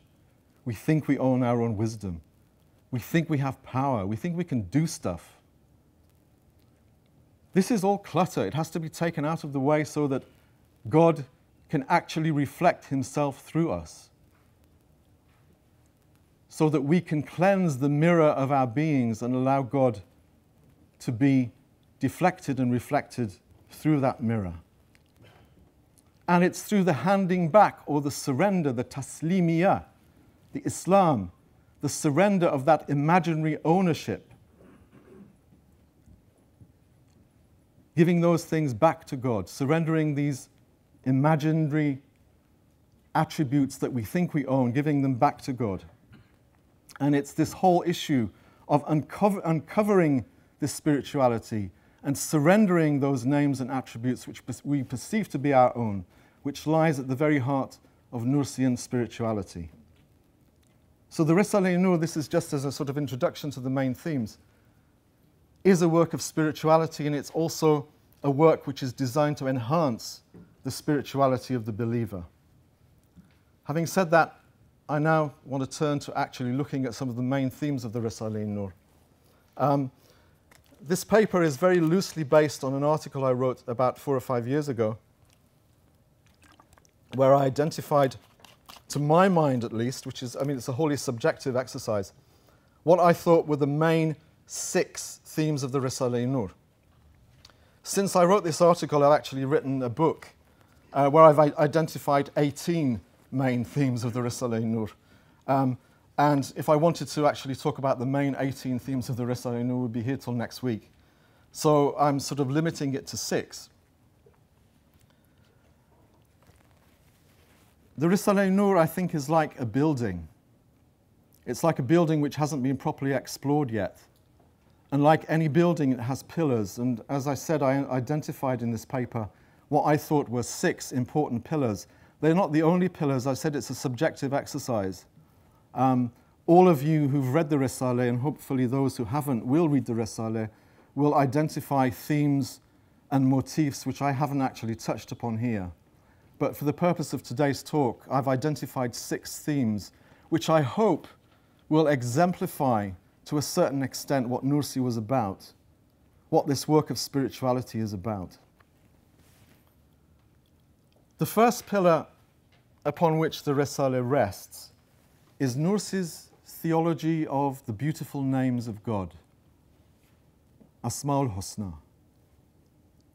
For Nursi, the cosmos is like a book. It's like a vast cosmic book, a divinely written book. We know that the Quran has verses, ayat. Nursi talks about the book of the creation having signs, ayat. So verses in the Quran and signs in the book of creation are complementary. There is an intertextuality about these 2 books. And just as the verses of the Quran point to the author of those verses, the signs in the vast book of creation point to the author of that book. So the beings which make up the cosmos, human beings, trees, plants, stars, planets, are all words, in Nursi's perspective, are all words written by God, and they are the embodiments of God's beautiful names, al-Asma'ul Husna. Now, the fact that God possesses beautiful names will not be new to any of you. We know the tradition which says that God has 99 beautiful names. Nursi would say that God has as many beautiful names as there are beings in the cosmos. And of course, the notion of beautiful names of God is supported by the Quran, which is full of passages which contain either allusions or direct references to the names of God. Meditation upon the names of God, we know, is a staple of Sufi literature and of Sufi practice, and there are whole cosmologies which have been founded by Muslim philosophers and Muslim mystics upon the notion that the created world is like a mirror which reflects the names of God. Nursi takes this theme and, with his own particular brand of mystic theology, elaborates upon it. In the Nursian scheme, the visible world is like a full-length mirror in which God manifests himself in order to contemplate his own names, in order to contemplate his own perfections. And there is a prophetic tradition, the authenticity of which some people dispute, in which God says, I was a hidden treasure. Kuntu kanzan makhfiyan, I was a hidden treasure and I created the world and human beings in order that I should be known and loved. And Nursi, I think only once in the Risale-I actually uses this. He actually mentions this, I think, only once. I'm not sure whether that's right, Hassan, maybe you can correct me if I'm wrong. But most of the Risale-I is built on that premise, that God is a hidden treasure and he creates in order to be known. He creates the world in order to contemplate his own perfections. So for Nursi, all created beings manifest God to some degree, although, of course, in a manner which ensures that creation is not conflated or confused with the creator.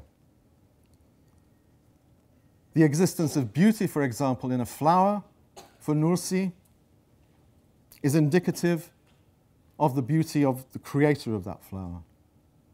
The order and wisdom, for example, in the movement of the heavens, in the movement of the celestial bodies, is indicative for Nursi of the wisdom of the creator of those celestial bodies, and so on.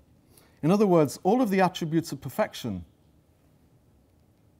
that we perceive in the universe, such as order, power, mercy, compassion, wisdom, harmony, ordering, proportion, these are all basically embodiments or reflections of the divine names and attributes. So everywhere you look, there is the face of God, according to the Quran. For Nursi, everywhere you look, there is attribute of God. There is a name of God, or a permutation of names of God, or a permutation of attributes of God. Everything is a reflection of God. Nursi writes extensively about the book of creation, which is written for all human beings to read, and indeed, all human beings do read the book of creation. But they come to very different conclusions about the nature of the book, about the nature of the author, and indeed, whether or not the book actually has an author. For Nursi, it is only by pondering these names and these attributes which we see all around us that man is able to attain true belief and to fulfill his true destiny, which is to act as a conscious mirror to the divine attributes. For Nursi, the key to belief consists of deciphering these cosmic signs, these ayat, these words of this cosmic book, which exist in ourselves, anfus, and on the horizons, and the creation beyond, in order to unlock what Nursi calls the talisman of creation and to solve the existential problem of existence. Also to reveal the true worth of man, which is the representative of God, the Khalifa of God on earth. In other words, in Nursi'S theology of names, it's only by understanding what we are, and more importantly, what we're not, that we can come to know what God is. And there is another tradition, a prophetic tradition, which says that whoever knows his own self knows his Lord.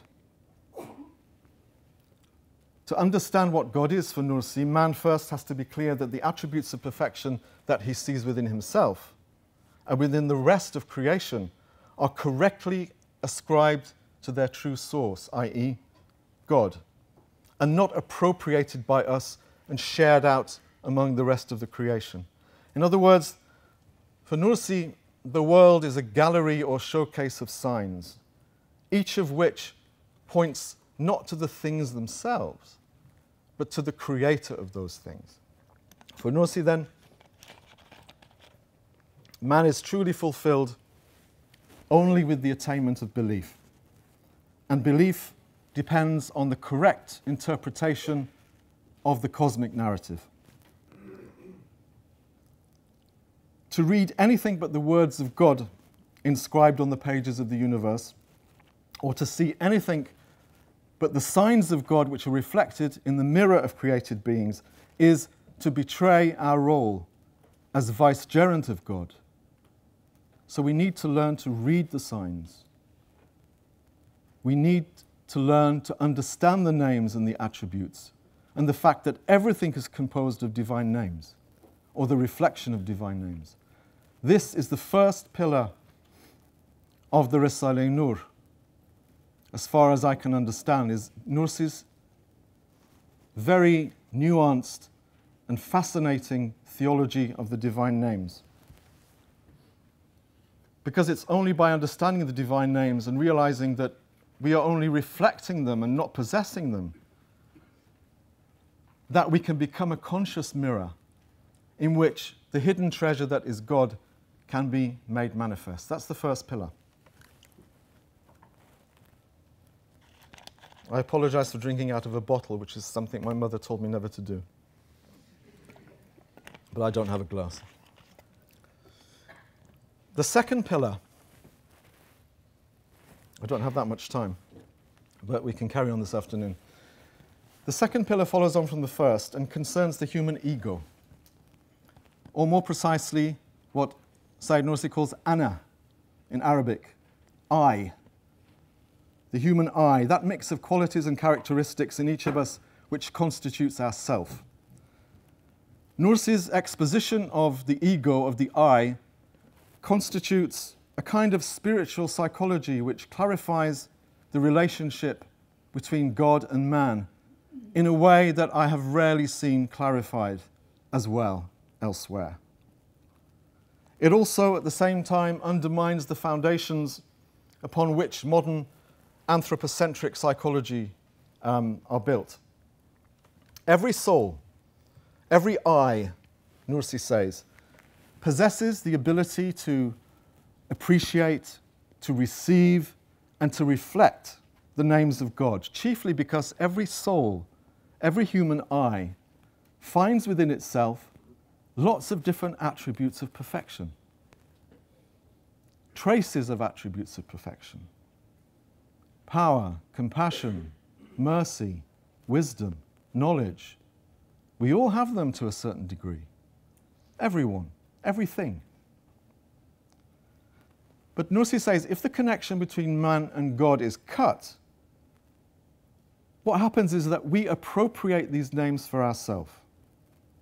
We attribute these perfections to ourselves.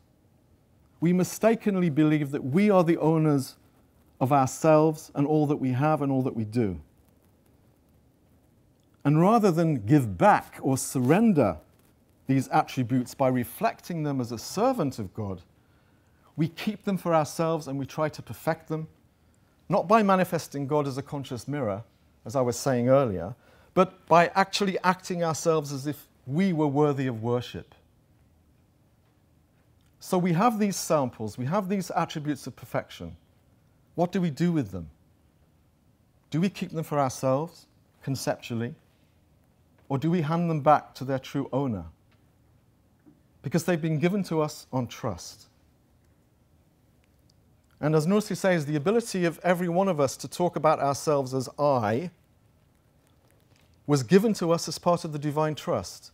And if we look at the Quranic verse, 33:72, and I apologize for the translation, it says, "We did indeed offer the trust, the amana, to the heavens and the earth and the mountains, but they refused to undertake it. They were afraid of it, but man undertook it, because man was unjust and foolish." Now, when a trust is given to an individual, he or she has full power of disposal over it. But he is expected to use that trust in the manner prescribed by the giver of the trust. Although, if he wants, he can go against the wishes of the giver of the trust. If you give me a gold watch, an expensive gold watch to keep for you for 3 weeks, you expect to get it back. You don't expect to smash it or to keep it. That is a trust. For Nursi, the trust is man's God-given ability to act as God's representative, to act as God's Khalifa on earth. And if you think back to the creation verses in the Quran, the creation of human beings, God says to the angels, and again this is a paraphrase of a translation, God says to the angels, "I will create a vicegerent on earth, I will create a Khalifa on earth."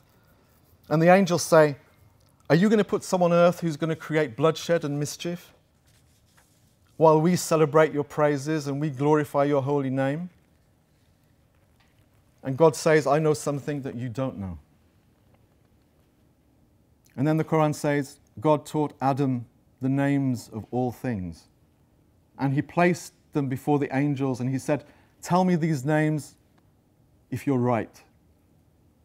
And of course the angels say, "Glory be to you, we only know as much as you've given us leave to know. We only know what you've taught us.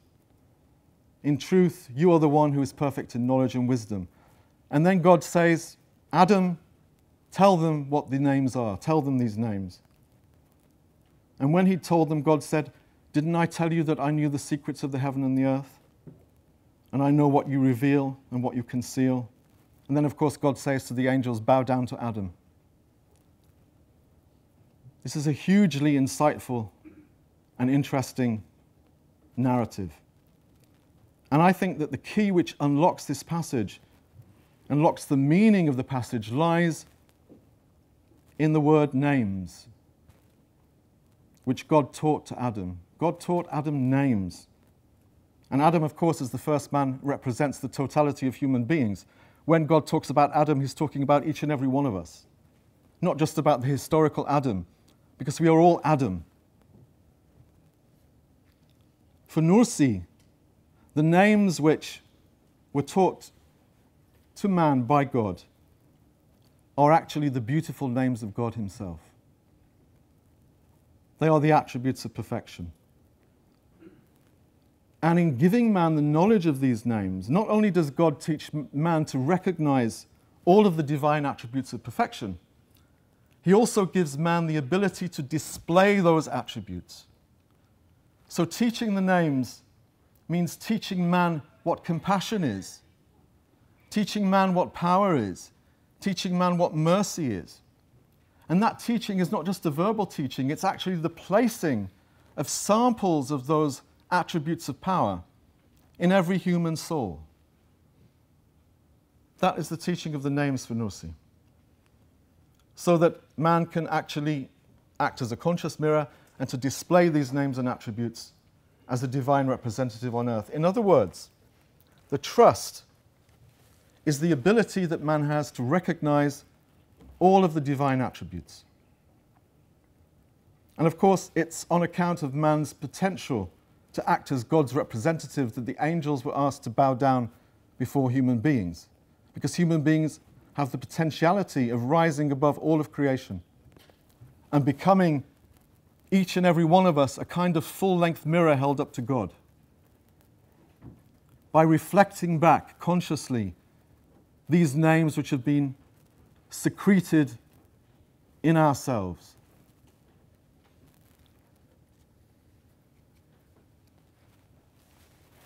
Man, of course, is endowed not only with the knowledge of all of God's names, but also with free will, and that's what sort of singles him out from the angels and the rest of creation.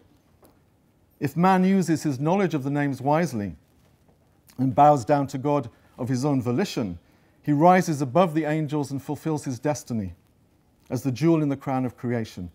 But if he abuses his knowledge of the names and fails to fulfill his part of the trust, if you give me a watch to keep for 3 weeks and I smash it, then man sinks to the position which the Quran describes as the lowest of the low. So there is an ability to be the highest of the high or the lowest of the low, and it all depends on how we use the names, how we read the names, how we interpret the names, how we reflect the names, how we surrender the names. So the trust offers whoever accepts it the ability to know God and to experience Him through these beautiful names and attributes of perfection. But as I said, whoever accepts the trust also has to accept the responsibility of acting wisely with the trust. If we fail, we face the consequences. And in the context of the trust which is given to us by God, of course, the responsibility is great. Because what it actually means in practice is assuming these attributes, is taking on these attributes and acting in God's name. Bismillah. Why do we say Bismillah? In the name of God. In other words, whatever I have is actually a name of God. And I should act in that name, in accordance with that name, and in accordance with the divine will. So the I, this human I, me, is considered by Nursi to be part of this trust, which is given by God. And he says actually that the human I is not only the means through which we're able to understand the names of God, but it's also the key to understanding the whole riddle of the existence of the creation. Nursi says when we understand what this I is and what this I does, the locked doors of creation will be flung open and the riddle of cosmic existence will be made known. So the key to unlocking the secrets of the universe is not in the latest telescope, is not in the latest scientific experiment in Geneva, where this big thing goes round and round and smashes atoms. The key to solving the issue of our existential dilemma, why we're here, why we exist, what we're here for, lies within this I, lies within the human self. The ability of the I to know God, Nursi says, stems from the fact that it contains what he calls indications and samples, as I've said, of the names and attributes of God. And in this sense, he says, the I is like a unit of measurement. It's like a yardstick. It exists solely for the sake of revealing the existence and the measure of something else. It's a unit of measurement, and like any other unit of measurement, it doesn't actually have a concrete material existence. And I quote from Nursi, "It is not necessary for a unit of measurement to have actual existence. For example, a kilo doesn't exist. A kilo, give me a kilo. A kilo of what? It's a unit of measurement. So a kilo is an abstraction. I go to a shop, can I have a meter, please? They say a meter of what? Just a meter, just give me a meter. A meter of what? A meter is a unit of measurement, it's a yardstick. And Nursi says the I is exactly the same. He says it's not necessary for a unit of measurement to have actual existence. Rather, like the hypothetical lines in geometry, a unit of measurement may be formed by hypothesis and supposition. It is not necessary for its actual existence to be established by concrete knowledge and proofs." That's what Nursi says. Now, whether the I is part of the spirit, whether it's part of the soul, whether it's part of the psyche, Nursi actually doesn't elaborate. But what is clear from Nursi's writings is that the I is an abstract entity whose sole function is to be a unit of measurement against which God's attributes and names can be understood. And a unit of measurement is necessary because when we're dealing with God, we're dealing with the absolute. We're dealing with a being who is absolute and all-encompassing. And the very fact that something is absolute and all-encompassing, without shape, without form, means that under normal circumstances it can't be perceived, it can't be seen. For example, if the whole of the cosmos, if the whole of this room were colored red, if the whole of the universe were colored red, the color red would not exist. We'd be unable to perceive it simply because there would be nothing against which red could be measured. So if, imagine everything in the universe is red, red ceases to exist. Nursi uses the example of endless light in the same way. He says, for example, an endless light without darkness may not be known or perceived, but if we draw an imaginary line of darkness across it, then the light becomes known. So in other words, light is only discernible because it exists in degrees. In other words, without the existence of darkness, light would be impossible to discern, impossible to perceive. And in that sense, the human eye is exactly the same. It's a yardstick. Like the human eye, darkness has no concrete material existence. Darkness is simply an absence of light. In and of itself, it does not exist. Now, I'm not saying that we don't exist. What I'm saying is this eye is so insubstantial, is so elusive, that it's almost impossible to pin down. But it definitely exists. And it exists because it's needed. The yardstick of the human eye is needed, Nursi says, because the attributes and names of God, such as knowledge, power, compassion, mercy, are all-encompassing, they're limitless, and they are without like. And in order to discern them, man must impose upon them an imaginary limit. So in order to know God's perfections, God's absolute attributes and names, we have to place upon them an imaginary limit, and we do that by using our I, our me, our self.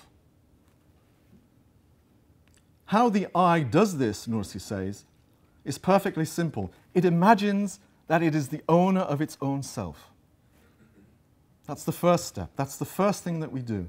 In other words, we claim ownership over all of the attributes of perfection that we perceive within ourselves.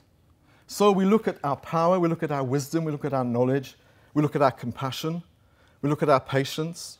Well, I don't, because I don't have patience, but if you have patience, you look at your patience and you own it. A child owns all of these things. A child grows up owning all of the things that it has. If you look at a 2-year-old, you know, they talk about terrible twos, those of you who have children. Farooq's laughing here because he has good experience of it. You know, up until they're 6 months, they have no idea that they're separate. And then suddenly you see a child start to look at its hand. Have you ever seen that? A child will look at its hand, you know. Whose hand is this? But at 2, the child knows whose hand it is. It's theirs. It's theirs. So the I, and I'm not saying the I sort of develops in human beings at the age of 2, but I mean it's very, very gradual. The I imagines, it owns its attributes of perfection. So we look at our attributes of perfection, or the traces of attributes of perfection, and we claim to be owner of them. And this is a necessary illusion. The ownership appears to be very real, but as Nursi says, it is actually a myth. It's an illusion. Its function is only to reveal the true owner of that attribute.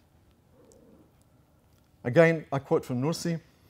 For example, with its imagined ownership over what it has, the I may understand the real ownership of its creator over creation, saying, just as I am the owner of this house, so too is the creator the owner of the creation. So if I didn't believe that I owned my own house, I wouldn't be able to come to the conclusion that the creation has an owner. So this imaginary, this illusory ownership is necessary. It's a necessary fiction. Similarly, through our own knowledge, what we think is our own knowledge, we may understand the knowledge of God. Through our art, we may understand the art of God. So we look at our creative powers and we extrapolate from them, and we conclude that whoever or whatever is responsible for the creation of the universe must possess similar powers to me.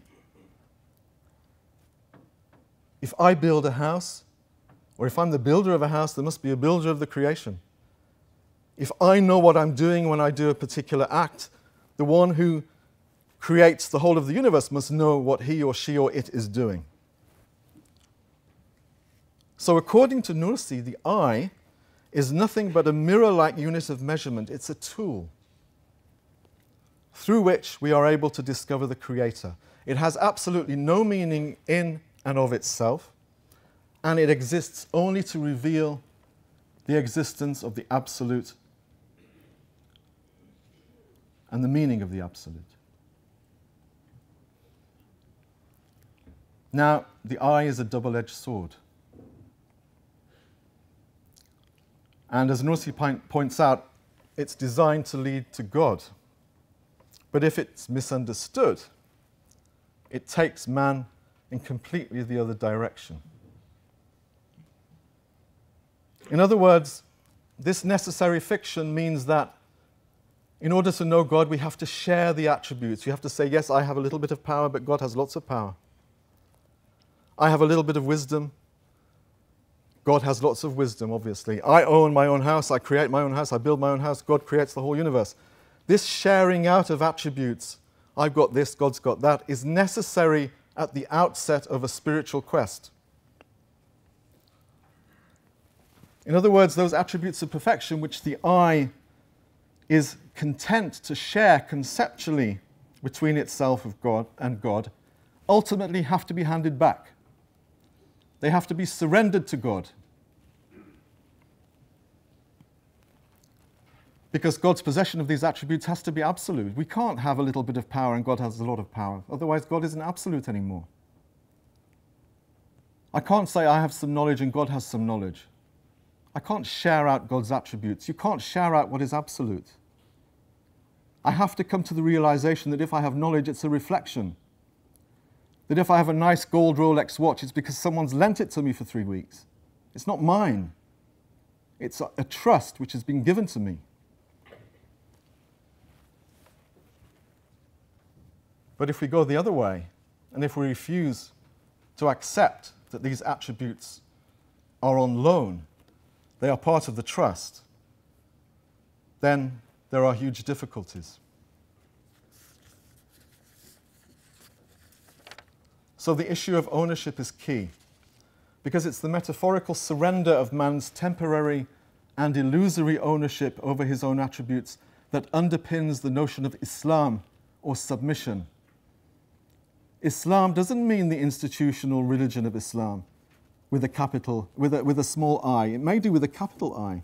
With a small I, it means surrender. What are we surrendering? What are we submitting? For Nursi, submission doesn't mean just praying or fasting or giving zakat. It means handing back the attributes conceptually. It means owning up to the fact that we don't have power, that we don't have wisdom. It's not ours. That life isn't ours. That if you have patience, it's not from you. These have to be handed back. These have to be surrendered. And so giving up our attributes lies at the heart of Nursian spirituality. It's only by giving up our claims to ownership over these attributes that we can actually start to comprehend the notion of purification of the self. So true surrender is only possible if we understand the I to be what it is, a shadowy, insubstantial mechanism that exists solely to indicate something other than itself. Once it has truly accepted this, the I will then abandon its imaginary ownership, and it will admit that all attributes belong to God alone. It will realize that whatever it appears to own is there in the form of a loan and has to be given back to its rightful owner. What does it mean to give back the attributes? How do you give back your wisdom or knowledge? You don't actually take them out of your being and give them back to anyone.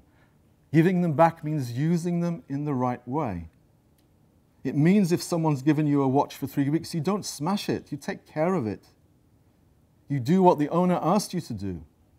You polish it every day. You look after it, you make sure it doesn't get broken. You make sure it's keeping time. So to submit our names means to nurture those names for God's sake and to use those names in accordance with God's will.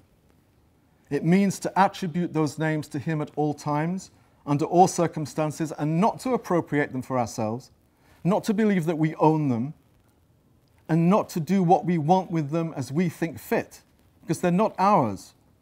Your wisdom is not yours to do with what you want to do. We are not the owners of our own beings or our own attributes. So submission for Sayyid Nursi involves the conscious attribution of all the attributes of perfection to God. And that will turn the self into a conscious mirror through which God's attributes can be reflected for others to see. And I can see Mizan creeping up behind me, which means that, oh, with a oh, right, okay, I thought you were going to tell me to stop. All right, okay. Continue. My mother would have been very proud of you. Thank you. Thank you. The alternative, as Nursi points out, is for the I within man to hold on to this illusory ownership and to deny that there is a creator with a greater claim to sovereignty. This happens, of course, when the I fails to see its true function, fails to appreciate its true nature. And, of course, if the I believes that it owns itself, it cannot act consciously and sincerely as the vicegerent of God, and it fails the trust. Now, for Nursi, and I think for all of us, it's not difficult to understand why an I would choose the path of self-assertion rather than self-submission. Because if we're created in God's image, and what that means is we're created with small samples of God's attributes, which are put there in our innermost being in order for us to understand and to know and to worship God, isn't it surprising that we'd want to keep these attributes for ourselves? You all have knowledge. You're all academics. This knowledge, you know, it's very nice. It's very pleasing when you write a paper or when you write a book or when you write a really good assignment. These attributes of perfection, these samples of which are in ourselves, in our psyches, in our minds, they're very, very appealing. Of course we want to hold on. Of course I want to hold on to the gold watch. It's a Rolex, for heaven's sake. It's gold. It's shiny. It gives me status. Of course I want to hold on to it. So it's not surprising that we have this great existential battle going on in our own minds. My power, God's power. Is it my power? Is it really my power? Is it God's power? Is it all of God's power? Do I have no power? What about all of these attributes of perfection that I see in myself? Of course, one day they're going to be taken from us anyway. One day we're all going to die. All of these attributes are going to be taken back. They're going to be taken back by force. So Nursi says, isn't it better to actually give them back through your own volition? Isn't it better to surrender them? When it says die before you die, it means give up these names now while you've got the opportunity. Because the more you get used to them, the more you become habituated to owning this gold watch, when the owner comes after 3 weeks, he's going to take it back by force. And if you've loved it and nurtured it as your own, it's going to be painful. But if you've smashed it, think how painful it's going to be. It's going to be much more painful.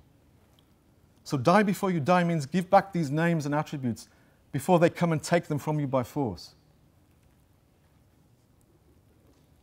So when one is so used to power, wisdom, beauty, to be told that they belong to someone else and have to be surrendered, it's mind-blowing, and it's often followed by rebellion and denial. And the longer that the I claims ownership, the more difficult it becomes to submit.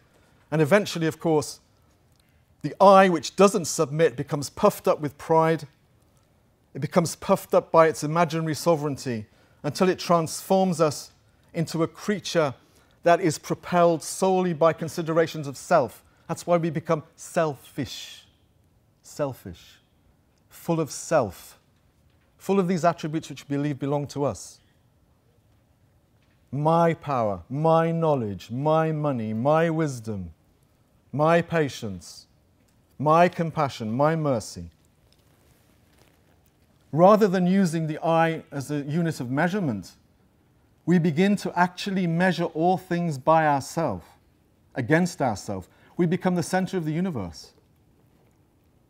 And it's this rebellious I which fuels what Nursi calls the line of philosophy, which basically is the human attempt to read the cosmic narrative through the prism of our own selves, without reference to God. And as such, it's completely opposed to what Nursi calls the line of prophethood. And so, in order to retain the ownership, and I'm almost at the end now, in order to retain the ownership that we believe we exercise over our own attributes, we start to divide up the names of God between ourselves and between other beings. So instead of attributing power to God, for example, we attribute power to causes, to nature, to other beings. And Nursi says, quite interestingly, it's just like a man who steals money from the public treasury. He can only justify his actions by agreeing to take £1 or £2 for each of his friends that is present. So the man who says, I own myself, must believe and say everything owns itself. I own myself, I create my own world, causes create, nature creates.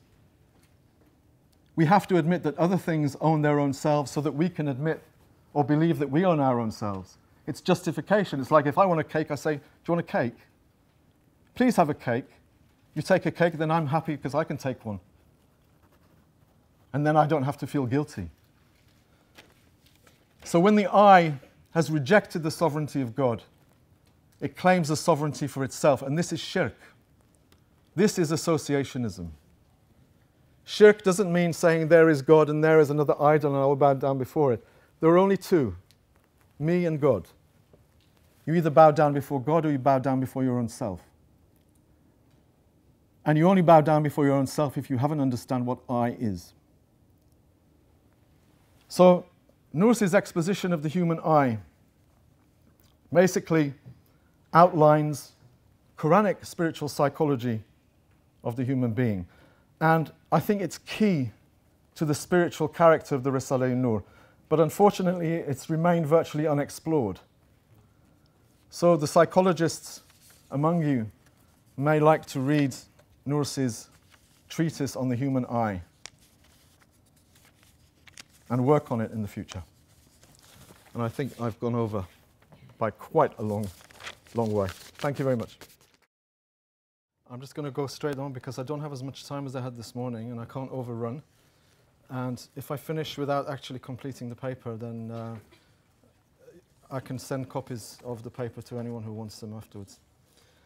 We talked about two pillars. The first one was Nursi's theology of names. The second one was Nursi's understanding of Ana, or the self. The third pillar that I identified as being key to Nursi's way of thinking and his outlook is Nursi's elucidation of the twin concepts of the self-referential, which in Arabic is ma'naya ismi. Now that is not obviously a literal translation, but we needn't actually concern ourselves with the Arabic at the moment. It's the English that is important for our understanding.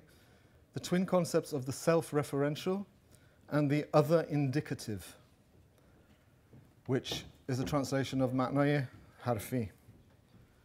And the meanings of these will become clear as I go on, hopefully, in this section. Thank you. And these two, or this concept pair, represents two diametrically opposed hermeneutical positions, interpretative positions, which are open to us as readers of the cosmic book. I spoke in the first section about the theology of the names, that the whole of the creation is like a book for Nursi, and it's a book that everyone reads. And there are two ways of reading it. This may, Nursi's concept, and it's quite unique to him actually, may help us understand a little about how the narrative has to be read. For Nursi, the choice is a simple one. Either we interpret the verses of the book of the universe as being other indicative, which means as signs which point to something other than themselves. And that means obviously they point to the Creator. So either we read the book of creation as being other indicative, in other words, indicating something else, or we uproot the whole of creation from its divine origins and we impose upon them a self-referential meaning. In other words, when we look at the signs in creation, we see them as referring only to themselves. So there are two ways of reading a sign.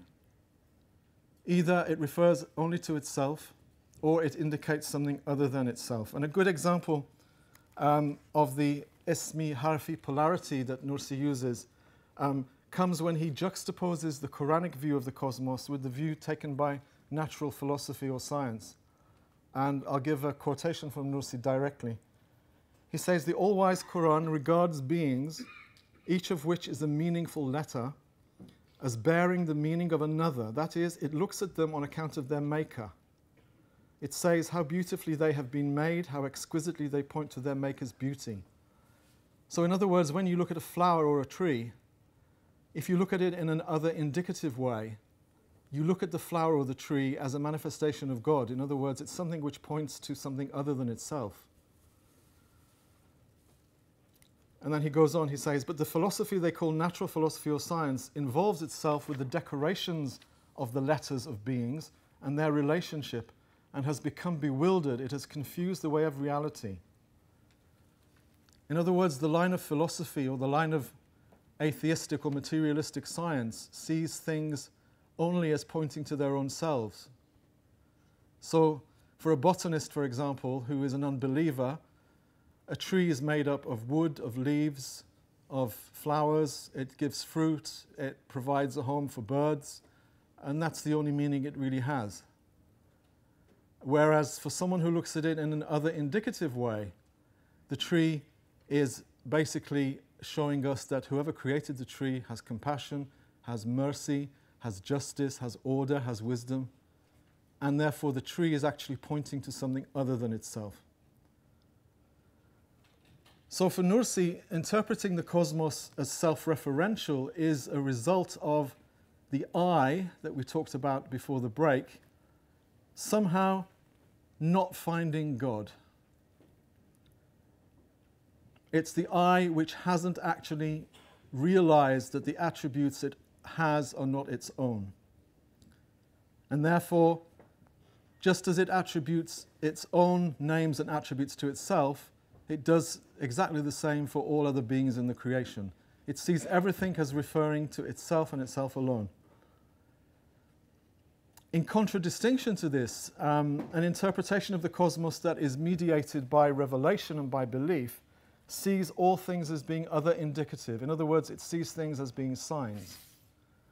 So this notion of self-referential and other indicative just adds to our understanding of how Nursi tells us to interpret the creation. If, as Nursi claims, man's goal should be to see all things as other indicative, the result is a vision in which the whole of the created realm becomes invested with sacredness. Everything becomes sacred. There is no split between the sacred, between the religious and the secular, or between the worldly and between the otherworldly. Everything becomes potentially sacred. Because they point, everything which exists points to the transcendent sacred or God. Nursi's explanation of ma'nai ismi and ma'nai harfi, or self-referential and other indicative, also helps to throw light on the notion that we have in Islam of hayatud dunya, the life of the world or worldly life. Now, miscomprehension of this term and the mistranslation of this term as worldly life may have given rise to the idea that Nursi and his attitude were somehow world-denying. But Nursi doesn't reject the world per se. He rejects the ismi attitude. He rejects this self-referential attitude, which sees the world as referring only to itself and sees the world as being important only in and of itself. And if someone is living a worldly life, it means that obviously they have a self-referential approach to existence. Living only for the sake of the world means that we have a self-referential approach. So Nursi doesn't reject the world, but he rejects this self-referential attitude which bestows on created beings what actually amounts to a sort of life of their own, which is why we say hayatud dunya. And imposing on them or giving to them an existence which is celebrated without any reference to God. So things become important just for their own sake. The world becomes important for its own sake and not for what it signifies. Nursi says that the world has three faces. One is the mirror to Almighty God's names, another looks to the hereafter, and the third looks to transience and non-existence. The third face, the one which looks to transience and non-existence, is the world of those who worship the world, and those who invest the world with self-referential meanings only, turning it into what Nursi calls the source of all wrongs and the spring of calamities. But Nursi's notion of self-referential and other indicative also has behavioral implications. It has resonance for us when we talk, for example, about practice or righteous deeds as Muslims. Because in the Nursian vision, what is true of the material constituents of the cosmos is also true of human behavior, and particularly true of acts of worship. Now, while Nursi does actually preserve the notion of formal acts of worship, he says that all actions are capable of being sacralized. We tend to sort of make this false distinction between religious acts and acts which are somehow not religious or neutral. For example, Friday prayer, we see it as a religious act, but going to Sainsbury's to do the weekly shopping is somehow a worldly action or nothing to do with religion. But Nursi is saying, no, you shouldn't actually see the world like this. You shouldn't see your existence like this or your daily life like this. Everything is capable of being sacralized. If you go to Friday prayer just because your neighbor may see that you haven't gone to Friday prayer, so you're seeing it, you're doing it in order to be seen by your neighbor, that act actually is no longer sacred. That act becomes profane. If you go to Sainsbury's to do the weekly shopping with the awareness that God is the one who provides, and you're going there not to waste money, and you're going there to buy provisions for your family, and not to step outside the bounds of, what is lawful, then that act actually becomes sacred. That act is actually carried out in a other indicative way. Whereas the person who goes to Friday prayer just to be seen by his neighbor is actually using Friday prayer in a self-referential way. Not for what it signifies, but for his own status or for his own sort of peace of mind. So Nursi is saying that every act, everything we do can be sacralized. Everything we do is either sacred or profane, whether it is a so-called religious action or whether it's a so-called non-religious action. So all actions, provided that they don't contravene the Quran, of course, are worthy of being termed worship. So Friday prayer is worship if it's done in the right spirit. Going to Sainsbury's to do your weekly shopping is also worship if it's done in the right spirit. So conceptually, there's no real difference, except one of them, of course, is obligatory, and the other isn't. So any action at all is considered sacred as long as the connection to God isn't severed, as long as the connection to God is there and the action is carried out in His name. It only becomes profane when that connection is broken. So Nursi sort of avoids this dichotomy of the religious versus the secular by positing a world in which all things and all behaviors are able to partake of sacredness so long as they are approached from the perspective of the other indicative rather than the self-referential.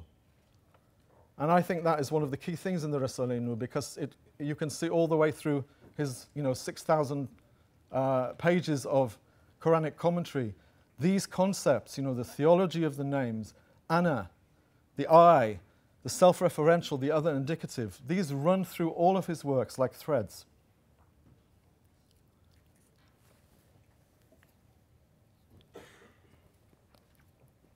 the fourth pillar. The fourth pillar concerns the issue of cause and effect, of causation. So when you strike a match and fire touches paper and paper ignites, is the fire the cause of the paper going up in flames? Or is the effect produced directly by God? This is a very old theological issue which was debated by medieval theologians, particularly the Ash'arites and the Mu'tazilites. And the mainstream theologians of medieval Muslim world denied the existence of any necessary connection between cause and effect independently of God. And God, they said, creates all effects directly. And a couple of centuries after this debate took off, Risale-I, of course, added to the debate, arguing that the phenomenon of cause and effect is basically the result of the habit that we have of linking events together, which usually occur together, such as the striking of the match, the touching of the paper to the match, to the flame, the ignition of the paper and its subsequent destruction, and the paper turning to ashes. Because this happens time and time and time again when we do it, we become habituated to this sequence of events and we say cause and effect. But to claim that the fire is in reality the cause of the papers being reduced to ashes, for Risale-I constitutes a slur on divine power. Because if causes actually possess the ability to create their effects, the role of God becomes virtually redundant. This is Risale-I's argument. And if that happens, God becomes a sort of prime mover. He becomes the first mover. Like on a snooker table, when you hit one ball, someone has to start it off, and then one ball hits another ball, and another ball hits another ball.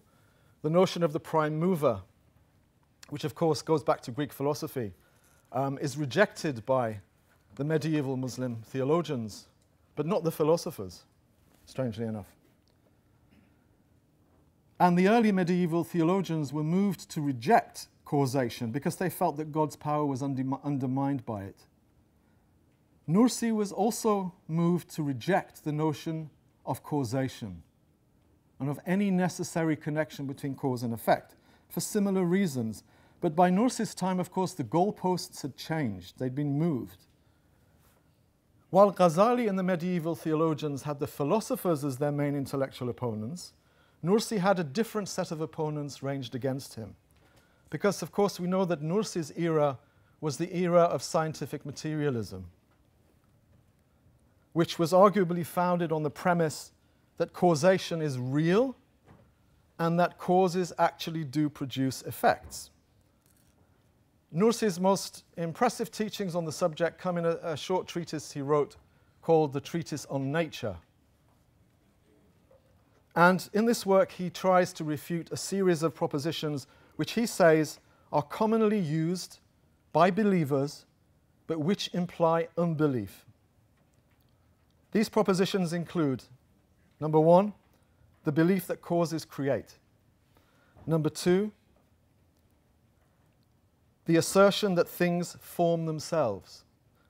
Number three, the assumption that beings exist because nature has created them. Furthermore, he says, such propositions are often forwarded by believers who should know better and who fail to understand the implications of their own words. Nursi takes each proposition in turn in this treatise, and he attempts to demonstrate what he considers to be the bankruptcy of these three central pillars of naturalist atheist belief in causality. And his ultimate goal, of course, is to show that once reason can reject these, there is only one alternative that we can accept, and that is to accept a fourth way, the way of divine unity. According to the fourth way, the created realm is a realm in which God's works are constant and continuous. Nursi says that God has two ways of creating. The first is through origination and invention, which in Arabic is called ibda. We can use the word origination, which is probably a better translation. And Nursi says, that is, he brings a being into existence out of nothing, out of non-existence, although he actually says relative non-existence. And I don't want to get into a debate about things coming out of non-existence because it will take us too far off the path. He brings a being into existence out of nothing, out of non-existence, and creates everything necessary for it, also out of nothing, and places those necessities in its hand. The second way of creation is what Nursi talks about as insha, or composition. And he says, and I quote, "That is, he forms certain beings out of the elements of the universe in order to demonstrate subtle instances of wisdom, like displaying the perfections of his wisdom and the manifestations of many of his names. Through the law of providing, he sends particles and matter, which are dependent on his command to these beings and employs the particles in them." So there are two kinds of creation, Nursi says. One is ibda, which means origination, and one is insha, which means composition. Now, the type of creation known as ibda may be understood in the sense of instantaneous creation or creation from nothing. Although, again, that has to be more nuanced, and I have to say creation from relative non-existence. Whereas insha may be termed developmental because it connotes change and growth over time. And the Quran mentions both types of creation. For example, in verse 36-82, we read that when God wants to create something, all he says is kun, be, fayakun, and it is. That is an example of instantaneous creation or ibda creation. And in other verses, wherever he uses the verb khalaqa, we are to understand the mode of creation known as insha or composition.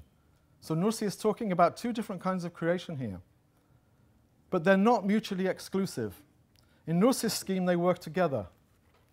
On one level, the level of insha, each being is seen to be formed from other beings. And a very good example is the nourishment and growth of the embryo in the womb, which is a growth over time.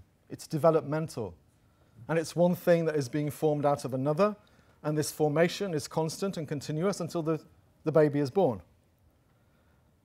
So on the level of insha, the creation of a being is like the unfolding of a feature film. It's developmental, with one scene giving rise to the next scene, and the next scene giving rise to the scene after that, and so on, in an unbroken causal sequence. On the level of ibda, however, each being is made up of a succession of instants that are causally unrelated. Causally unrelated, much like the individual frames of a film. So if you actually have a cinema film, a reel of film, you will see that this film, when you watch it, is sequential and moving. But in actual fact, the film is made up of single frames of film all next to each other. Our perception of creation as the formation of beings from other beings persists only because of our inability as creatures who are immersed in time and space to discern God's hand at work directly. Because God, as we know, when he wants to create something, simply says be and it is. But we don't see that. We don't see the kun fayakun. We see the unfolding of beings in time and in space. In short, we see the moving film. We don't see the individual frames. On the level of the visible realm, therefore, we see God's creative act in a causal sequence, or in apparently causal sequence. But on the level of the invisible realm, the hidden realm, God creates each effect directly, this is Nursi talking, of course, and recreates continuously, with nothing persisting for more than an instant. So there is continuous and continued creation of all things from one instant to the next. But what relevance does this have for us? Well, in short, Nursi's rejection of causal efficacy brings back the focus on God, who is seen not as someone who created the world and then sat back, created the world in 6 days, and then sat back to let the world just carry on. but one whose creation and recreation of the world is continuous and continual. Because if he were for 1 second to withdraw from the creation, everything would tumble into oblivion. The insistence that the God of the Quran is a working God who continuously creates and recreates everything instant to instant prevents man, this is the important point, prevents man from attributing power to causes. And by extension to himself. So it shows us that actually causes do not have power. Because if causes have power, why can't I have power? And it goes back to that whole thing of the ana and the appropriation of power and the attributes for oneself. As Nursi points out, this desire, this human desire to attribute power to causes, stems from our desire to attribute power to ourselves. It's like I was saying about sharing the money from the treasury. If I'm going to have a penny from the treasury, I have to make sure that you have a penny from the treasury to justify the fact that I have a penny from the treasury.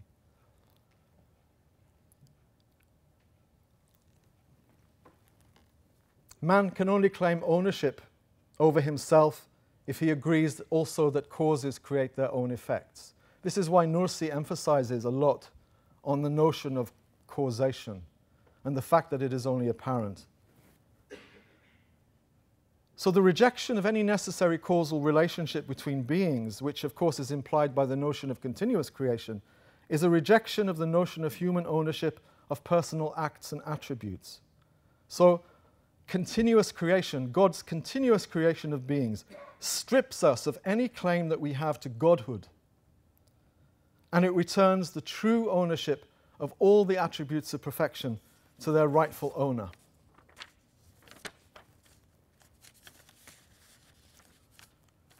That was the fourth pillar. The fifth pillar.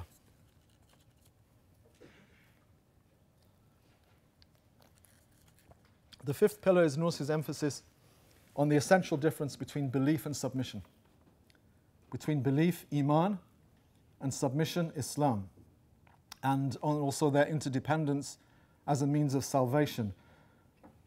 For Nursi, external submission to the will of God in the form of rites and rituals such as prayer, such as fasting, such as Hajj, has to be predicated on the possession of true, sustained, and constantly reaffirmed belief.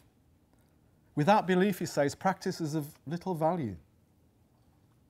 And belief has to be based on investigation, on introspection, on deliberation, on meditation, on contemplation. Without these things, true faith, true belief cannot come about.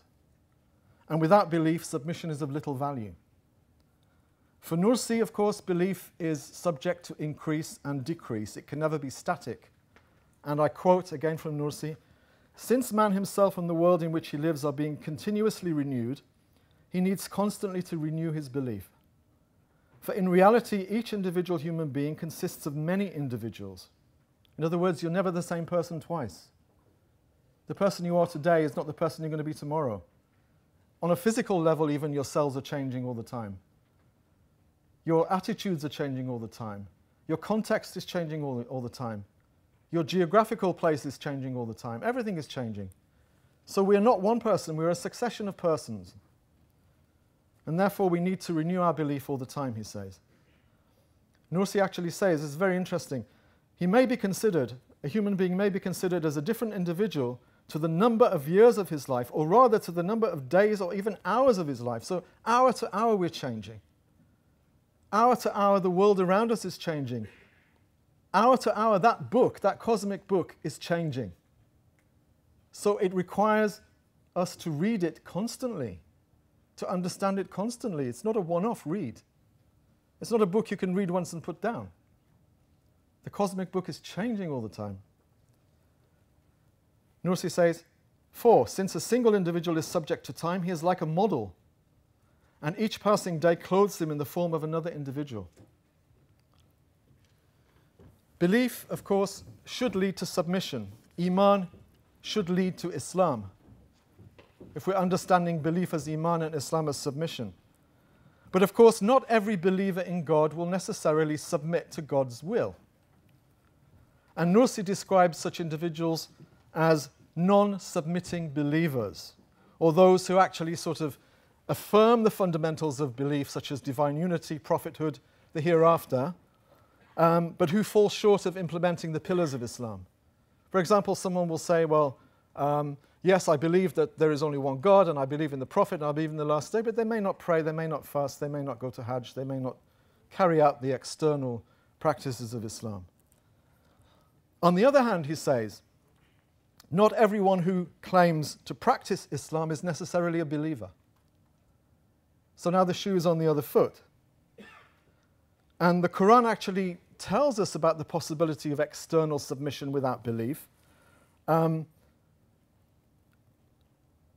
which means that while one is encouraged to assume that righteous deeds such as prayer and fasting are actually the hallmarks of belief, that is not necessarily the case. And there is a verse, and I quote, it says, "The Bedouins say, 'We have believed.' Say, 'You have not yet believed,' but say instead, 'We have submitted,' for faith has not yet entered your hearts." This is a verse, I think it was about the Banu Asad tribe, who came and they said that, yes, we are believers. And the Prophet says, well, the Quran says to the Prophet, tell them that you're not believers, you've submitted, but you haven't yet believed. So there is a conceptual difference between belief and submission, which even the Quran asserts. So in reality, deeds of righteousness such as prayer, such as fasting, such as paying zakat, are not necessarily guaranteed indicators of belief. Nursi's notion of the unbelieving Muslim presumably fits that bill. However, he goes deeper because he says there are two types of submission: the formal submission and the internal submission. The formal submission is basically what I call uppercase I Islam. In other words, Islam with a capital I. And the internal submission is what I call lowercase I Islam. In other words, Islam with a small I.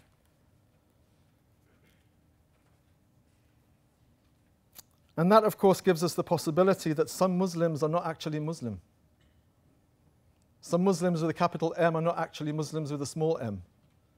And the Quran talks about different levels of submission and different levels of Islam. It also gives us the possibility that non-Muslims may be considered Muslim. In other words, non-capital M Muslims may actually be considered Muslim with a small m, because they may actually have the inner conviction about the truths of belief, but they may not actually be submitting. So Nursi is very sophisticated and very subtle on these points. Nursi is clear, however, that both components are necessary for salvation. In other words, submission and belief, true belief and true submission, are both necessary as criteria for salvation. And he says, just as Islam without belief cannot be the means of salvation, neither can belief without Islam be the means of salvation. In other words, Iman and Islam have to go together. That belief should exist without external submission is clearly unacceptable for Nursi, because he says Islam is taking the part of the truth and is submission and obedience to it. So belief and submission have to go together. Nursi also criticizes those who follow blindly and who advocate belief through he criticizes those who follow blind, and he says that belief has to be through investigation, through tahqiq. It can't be through following blindly. It can't be through copying. It can't be through emulation. Both states, belief without submission and submission without belief, are seen by Nursi somehow as self-defeating, because they actually lead to the disappearance of belief. Now, why is this important? The importance of Nursi's discourse on belief and submission, I think, lies in the fact that it reminds us constantly that complacency is very destructive and dysfunctional to spiritual progress. Just because we are born into families that happen to be Muslim and who raised us as Muslims shouldn't lead us to think that we are believers by birthright. We're not. Belief is something that has to be attained. It has to be reached, even if you're born into a family that is Muslim. We may be Muslim, but we may not truly believe. who may be a geographical or a passport Muslim, as some people call them. Even if we are Muslims by geographical circumstance, belief comes from investigation, not through following blindly. So lots of people who are Muslims because they were brought up in Iraq or Morocco or wherever, if they were in Israel, they'd be Jews. If they were here, they would be Christians. Because they are geographical and they are emulating blindly. Nursi says this is not on, obviously, it's not acceptable. Similarly, he says, once belief is attained, it is not static. There's a verse in the Quran that says, O ye who believe, believe in Allah. Nursi's explanation of the dynamic nature of belief demonstrates the fact that if belief is to be maintained and increased, it has to be worked at constantly. So the whole notion of Islam and Iman and the dynamics between them is first to uproot hypocrisy, and second, to uproot complacency. I think I've overrun my time. There is one pillar left which I will send to anyone who wants it. It's a couple of pages, so I don't want to take up too much time. So I'll stop it there. Thank you. So let me do my paper. So we'll talk about Nursi's one of early writings from Old Side period. And as we were talking early in this morning about his life in 3 different periods, this is one of his early writings in 1911, dated to 1911, and it was last year there was the 100th anniversary conference in Cleveland in the States on Nursi's Damascus sermon. I did a different version of this paper. And in early 1911, Said Nursi visited Damascus, where, according to the available sources, at the insistence of the Damascus ulama, he preached his famous Damascus sermon in the Umayyad mosque. 10,000 people were reported to be present, including 100 ulama. The sermon was printed twice in the following week in Damascus and later edited by Nursi several times, and Karim would go through the different editions in great detail later. As I was talking earlier about the times in which Nursi lived, let me just do something different than the one that I did in this morning. That before the sermon was written, Nursi went to Istanbul in 1907, addressed the authorities with his so-called solutions to the existing problems. He mainly said 3 things. First one was the project called Madrasatul Zahra,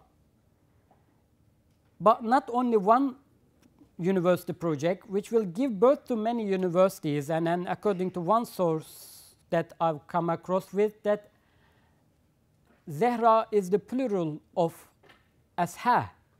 So second, the reformation of the education system he addressed to the authorities, and the third was to bring up well-educated teachers. Later, he got back to his province of birth. After that, he started to travel towards southeast in Anatolia. He came up with 2 fruitful works. I'm not going to go into details of those. And following to some travels, that he went to Sham with the purpose of going to Hajj. He couldn't do that, complete his travel to Mecca. Shortly after the sermon was preached, Nursi went to Beirut, and from that to Istanbul to join Sultan Mehmed Reshad, the Ottoman Sultan of the time, for his tour of Balkans. So Hutbe-i Shamiye is first and foremost an attempt and result of Nursi's efforts to address the authorities about the problems of the eastern region in a narrow sense, based on his experiences and actual contacts with the society.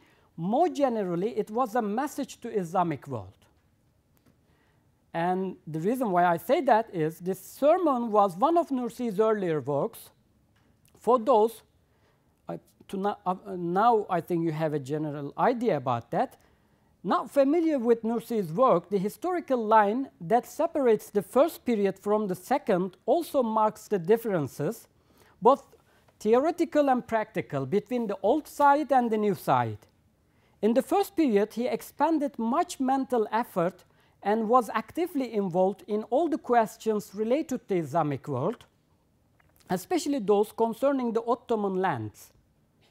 For this reason, it is in his works of this period, which he called that of Old Side, that we find most of what Bediüzzaman Nursi wrote about the general situation of the Islamic world.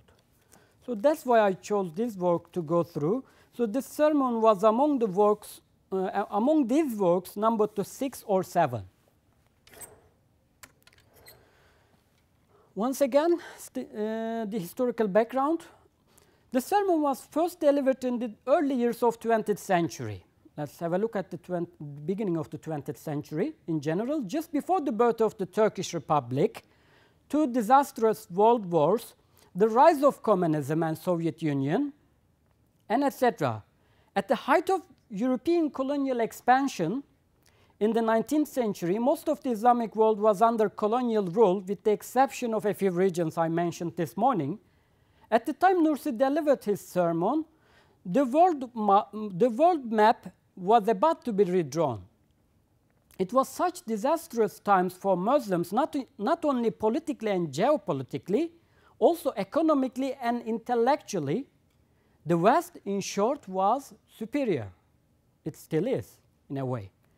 Later in the 20th century, colonized Muslim, let's move to the middle of the 20th century, colonized Muslim societies gradually achieved political independence and built new states.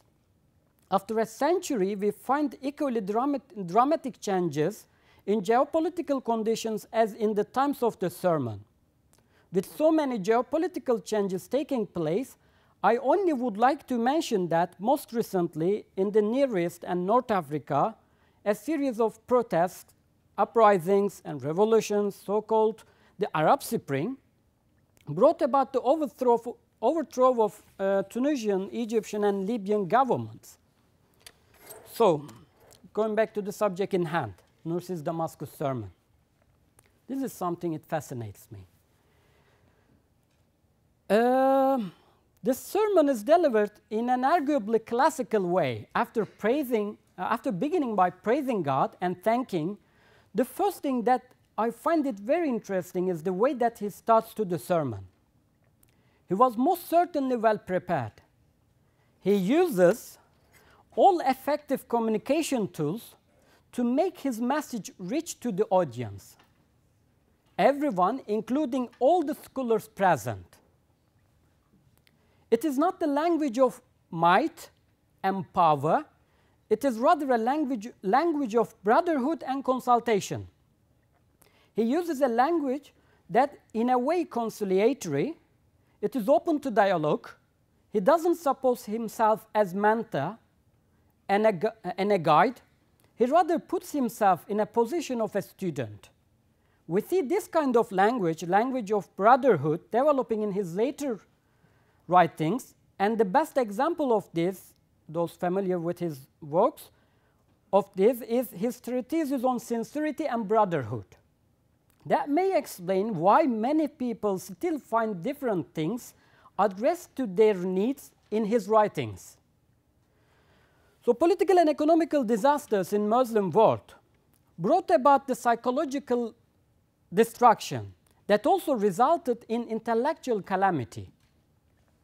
It is in this context I find it very interesting that Nursi starts his sermon just after offering his praise and thanks, and then he refers to the verse, as you can read it. That is to say, nurturing a strong hope of God's mercy. Now, I would like to take you to the beginning of Islam. According to many scholars, the most difficult battle in Prophet's life was Battle of Trench. Among the most difficult times in Prophet's life, they say, the times of Battle of Trench was worse. I'm not going to argue about that. But I would like to say that Prophet foretold some good news at the time, if you can remember that when he brought the stone, the companions couldn't break into parts. He gave 3 good news and gave hope to his community at the time being. I'm not going to go into details of that. Prophet foretold some good news to the Muslims at that time. They were surrounded by the enemies, outnumbered, and when and what they needed most was hope. The way that Nursi began his sermon by talking about hope reminded me of this event in Muslim history. Nursi was telling his listeners and Muslims of the time that such beautiful days were approaching, whereas there were nothing but falling apart. And after having offered his blessings to the Prophet, it is also meaningful that he also uses the following hadith. You can see it here, or before that.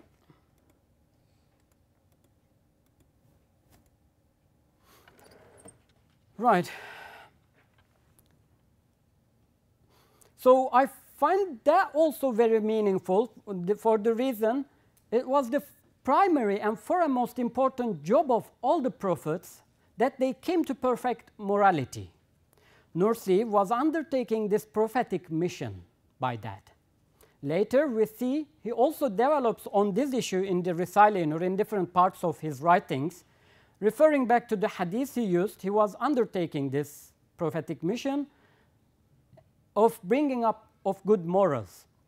And a response to one of the questions earlier this morning, he was following up a Prophet was among the other prophets with lowercase I, we would call, and the Islamic tradition. He was not the only and one prophet of Islam.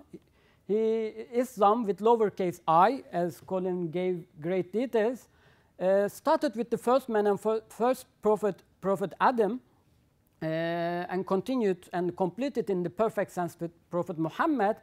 We know the verses from the Quran like Millati Ibrahim, Hanifa, Musliman, etc. Nursi was also a following up of the prophetic tradition, and he had many influences, many teachers, ustads like Abdul Qadir Jailani and Imam Rabbani, Ahmad Sirhindi, Imam Ghazali, Fakhruddin Razi and others. So he was taking this so-called mission. And just one more point, referring back to the hadith he used, he elsewhere elaborates this issue by stating that general conscience in this century, Vijdan Umumi, he says, not only the Muslims' Vijdan, conscience, Vijdani Umumi in this century was damaged by the attacks coming from the atheistic materialistic philosophy, and it would need healing that would come out one way or another, he said. So this sermon is delivered in an arguably classical way, as I said, by praising God and thanking. After that, let's have a look at this sermon, what it really prescribed us. These are the sicknesses and remedies that is in his sermon. We see this sermon develops on one main question and his response to it, that is, why are non-believers who have abandoned God and religious principles progressing so rapidly in material development, while the believers are stagnating and even regressing towards greater levels of backwardness and poverty? So that was the question, and he responded to that question with these so-called sicknesses and remedies. Hope, the first one, a remedy for despair. In other words, nurturing a strong hope of God's mercy. Statistically, as an academic, Al-Amal, or hope, is the predominant subject matter. Nursi devotes 13 pages on hope, 1 page on dishonesty, 1 page on love, 4 pages on disunity, 1 page on despotism, 3 pages on despotism, 3 pages on personal gain or individualism. And what he says in short is, when you are hopeless, you cannot think and make big plans and foresee anything good. It is an unsettling thought. Hopelessness, he says, is like a cancer. Once in there, it spreads. It became like a culture in Muslim world, affecting all the different ways of life. In order for Muslims to truly achieve material and non-material success, he believes hopelessness needs to be overcome by hope in the lives of believers. Nursi even elaborates this issue in his other writings. When he talks about hope, he elaborates and supports his arguments by hadiths and historical references. He points out that the humanity cannot be without religion. He needs a point of support or reliance. He is in need and asks for help. He is powerless. This is a psychological point. So the point of support and reliance, according to Nursi, is Iman. That reminds me of the famous, I think Archimedes used to say in the Doric speech of Syracuse, give me a place to stand, and with a lever I will move the whole world. It's similar that Nursi puts into the center Iman, the truths of Iman. The time also, he says, runs clockwise. Once you are on top, does not mean that you will always remain on top. Winter is followed by spring, so is night by a sunrise. And he says, the future shall be Islam's and Islam's alone. And its ruler shall be the truths of the Quran and belief. He also explores history, stating that solid basis for hope can be found in history and in analysis of contemporary situations. If Muslims review their history, they will see that Muslims increased in civilization and progressed to the degree they lived in accord with Islamic truths. Education also needed to be reformed to be hopeful. Hope is also another reason and basis that lead one to seek God's mercy and forgiveness. He points out that at the end of each prayer, we've been given this chance. He then goes on further points to elaborate his subject matter. Anyway, moving to the second point he makes about honesty. You can read the text in your hands, but what that signifies to me is, Nursi states the most important change took place in the times of happiness and bliss. In other words, at the times of the Prophet Muhammad sallallahu alaihi wasallam was about honesty. What made the companions of the Prophet superior in many aspects to the Muslims of later times was honesty, he says. He said the companions always spoke the truth. It was an Islamic attribute, but forgotten for so long, he says. Lack of truthfulness affects social, political, and personal life. He also expands the issue of kizb, lying, in his later work called the Isharatul Ijaz. The third point he makes about love.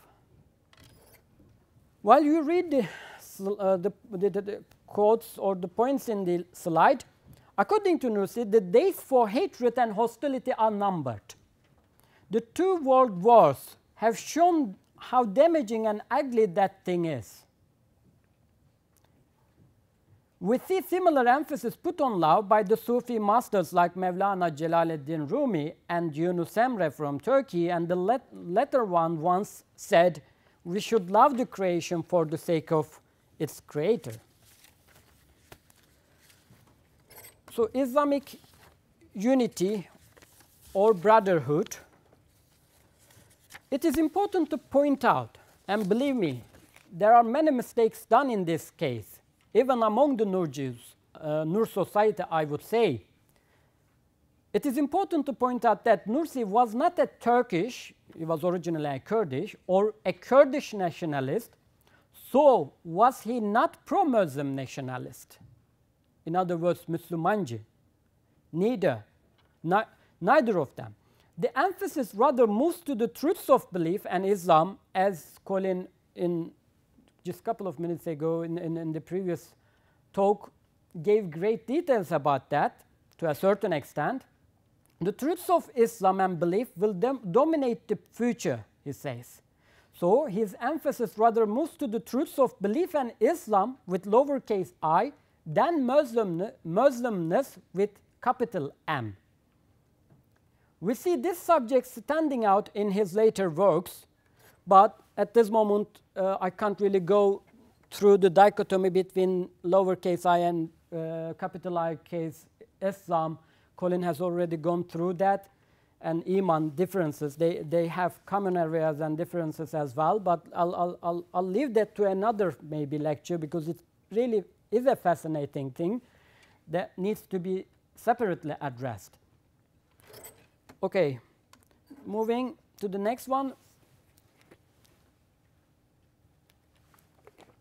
When Nursi talks about istibdat or despotism, he doesn't talk only about political despotism, and he also talks about intellectual despotism that the Muslim world has experienced for years, and believe me, it still is experiencing that.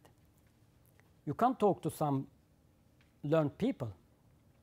They would just make you be quiet by saying some words, quoting from words or hadiths that you can't go against and make you silent. But there is always an open door to interpret anything anyway. In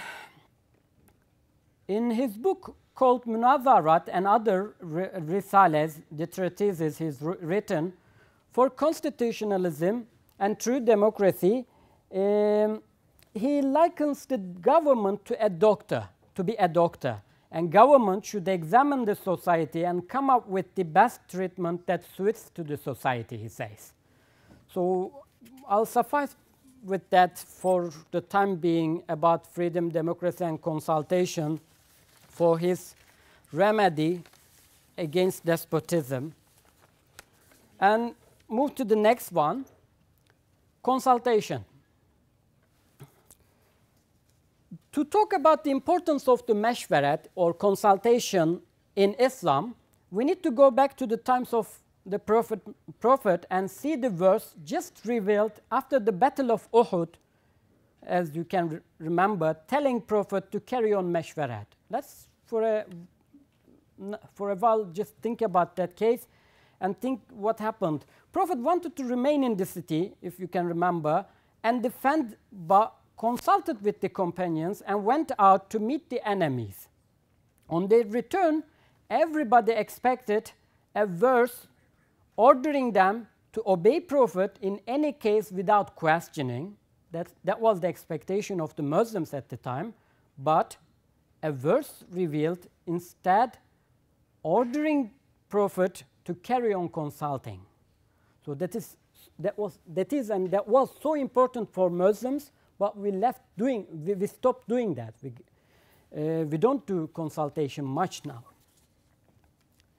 So while you read that quotes from the sermon, I'll try to conclude. Unlike most of his contemporaries, Nursi did not blame external forces. There are, I'm sure you would know, there has been many blames about the so-called external forces for our backwardness.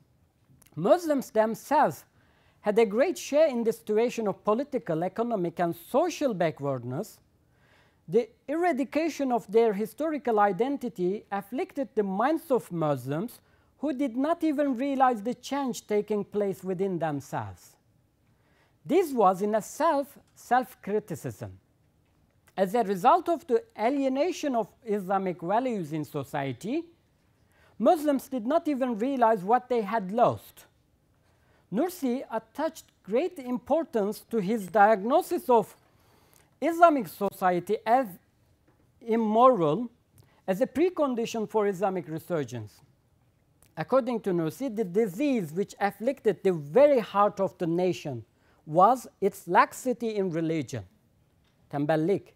A cure would come, he claimed, only with the revival of religion in the hearts of the masses, starting from the individual. He wondered how one could bridge the gap between what Islamic society should be and what it actually was. Nursi saw religion as proactive and self-sufficient.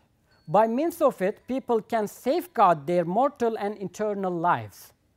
Nursi thought that the solution for the Islamic world's backwardness was to reactivate proactive Islamic ethics and injunctions. So nothing new, nothing to be added.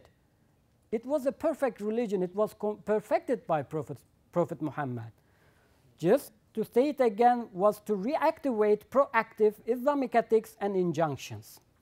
He elaborates on a number of issues relating to the reactivation of Islamic injunctions and maintained hopelessness was at the core of Islamic backwardness. I now would like to conclude that we cannot say we Muslims fully understood Nursi's prescriptions and followed the course of treatment in full sense. However, today we are more hopeful than yesterday and even more hopeful about tomorrow. His prescriptions were so strong and precise that they still remain valid and fresh as they were yesterday. That is why today, after 100 years, Nursi's analyses and prescriptions contained in the sermon continue to speak to the needs of Muslims. So going back to the hadith, one of the hadiths he used in his sermon, saying, if a thing is not wholly obtained, it shouldn't be wholly left. Thank you.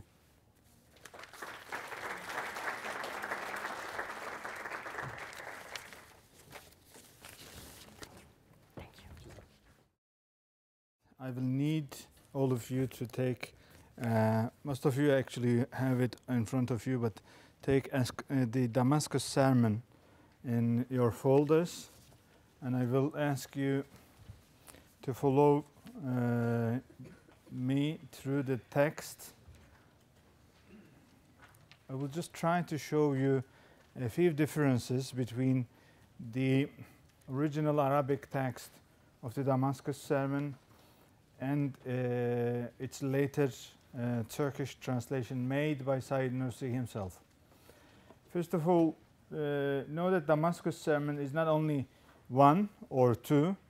It is a series of books published by the same name, including later English translations. All were called the Damascus sermon. The original was preached in 1911. We don't have it. We don't have as it is preached.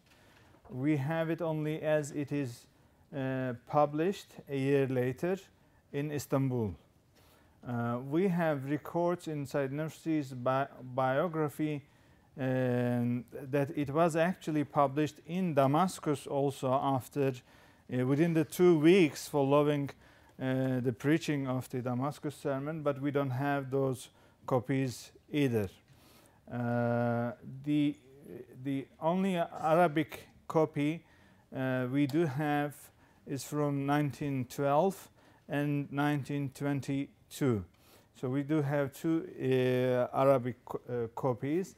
And then in 1951, Said Nursi, as you will remember, after 1950, Said Nursi passed to a third era in his life, maybe 1949, under the Democrat Party rule. He was more free, and his students started to ask him questions about politics.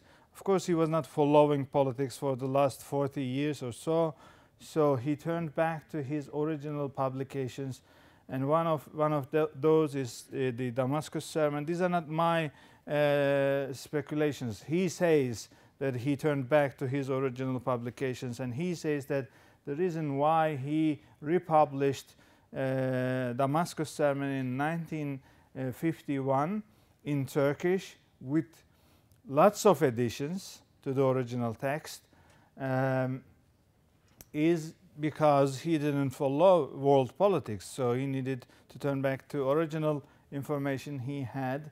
One of the anachronisms you may find in this text is explained with this lack of information about what happened in the last 30, let us say, because he was well engaged in politics in 1922 when Istanbul was under occupation. He published the Damascus sermon together with a revolutionary text criticizing occupation of Istanbul by British, Irish and French forces. I will go through some critical changes and then try to explain what those changes made in the original text means. I won't read the whole editions. In fact, the text you have is the edited text of the original Damascus sermon. But when you go to the bookshelves and look for a book called Damascus Sermon, the shortest one is 151 pages. This one is 14 pages. The original Damascus sermon, when I say original, I mean the one published a year later in Istanbul, was 9 pages only. So we see a sermon growing immensely from 9 pages to 150 or more pages, but we also will observe changes in style. And I will try to explain those changes in style and changes in content, and I will try to deal with some of those changes in content. The Damascus sermon that we have in English now was not translated from even the 1951 Turkish version. They were translated from 1957 Turkish and Latin version. 1951 Turkish version was never published in a printing house. It was multiplied by hand. It was basically manuscripts multiplied by hands and in Ottoman script. So Shukran Wahide made the very first translation into English from the 1957 version, and we will see why this is important. Let us see. I will go down here to my translation of the original Arabic text and show what changed in between the different sections.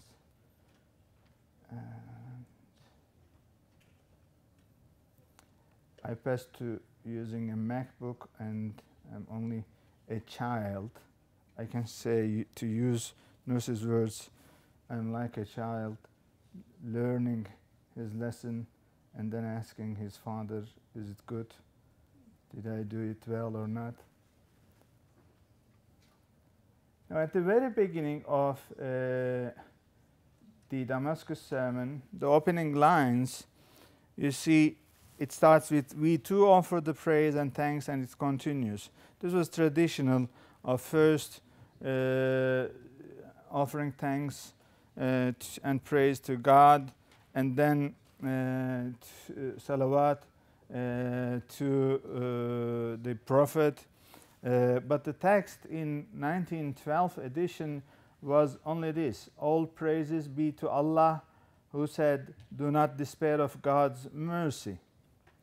And in 1951 it said, we too offer the praise and thanks and gifts that all animate creatures offer through the tongues of their beings and lives to their Creator, the necessarily existent One, who said, do not despair of God's mercy.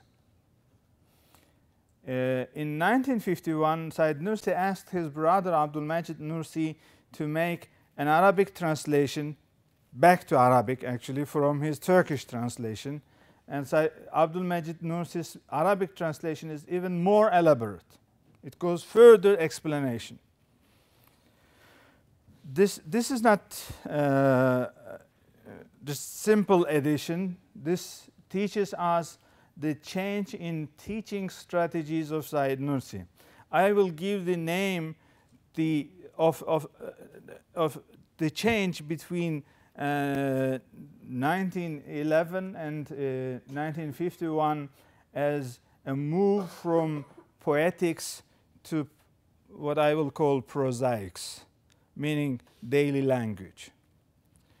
In 1911, in Damascus, Said Nursi spoke with a strong language of a man who knew, or who believed he knew what is the fact, what is the solution, what are the problems. So he was not in a dialogue with his congregation, but he was monologically imposing the truth on them. And he actually used such a beautiful Arabic, I will give some examples, that he convinced just by the style of the language, not by logic. Just the style of language was so strong that any Arab listening to him will say, he is a master. And I will show you some examples. Let's go down. And I will deal with, in the very second paragraph that starts with having offered praise to God and so on.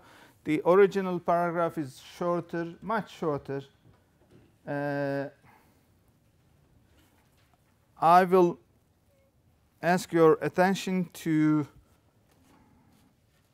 9th line. It says there, yes, we are like children before you, and we are your students. This is the Turkish translation as amended in 1957, not the Turkish translation of 1951, but the Turkish translation amended in 1957. This is the latest version, as you will understand.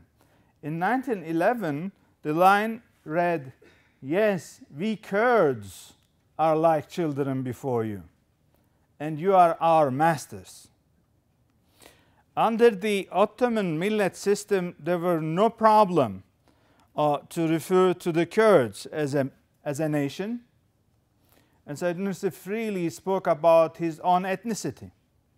And in fact, he continued on doing so until 1957.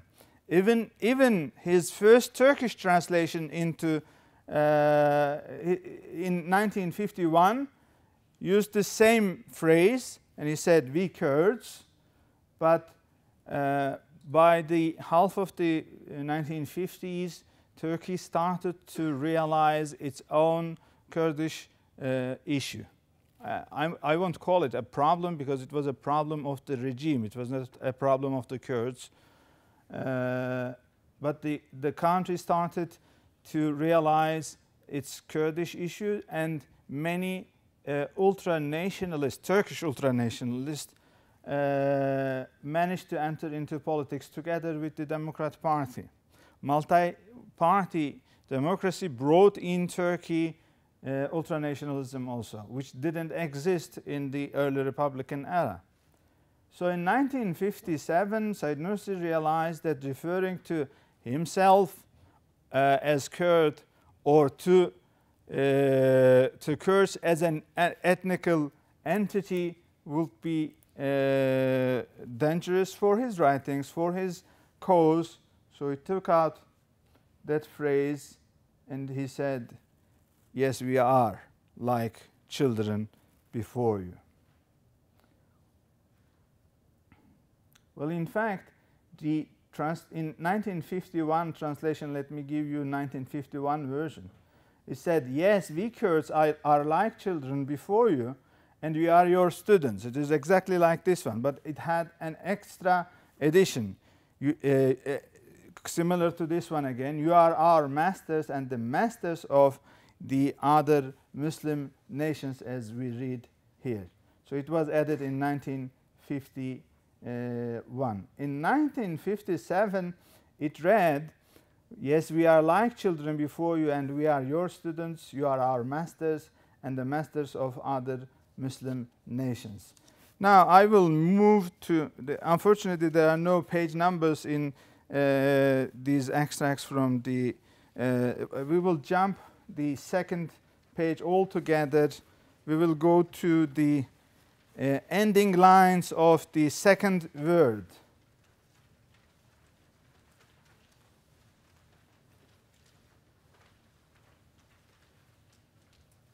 At the ending lines, this is just before the third word.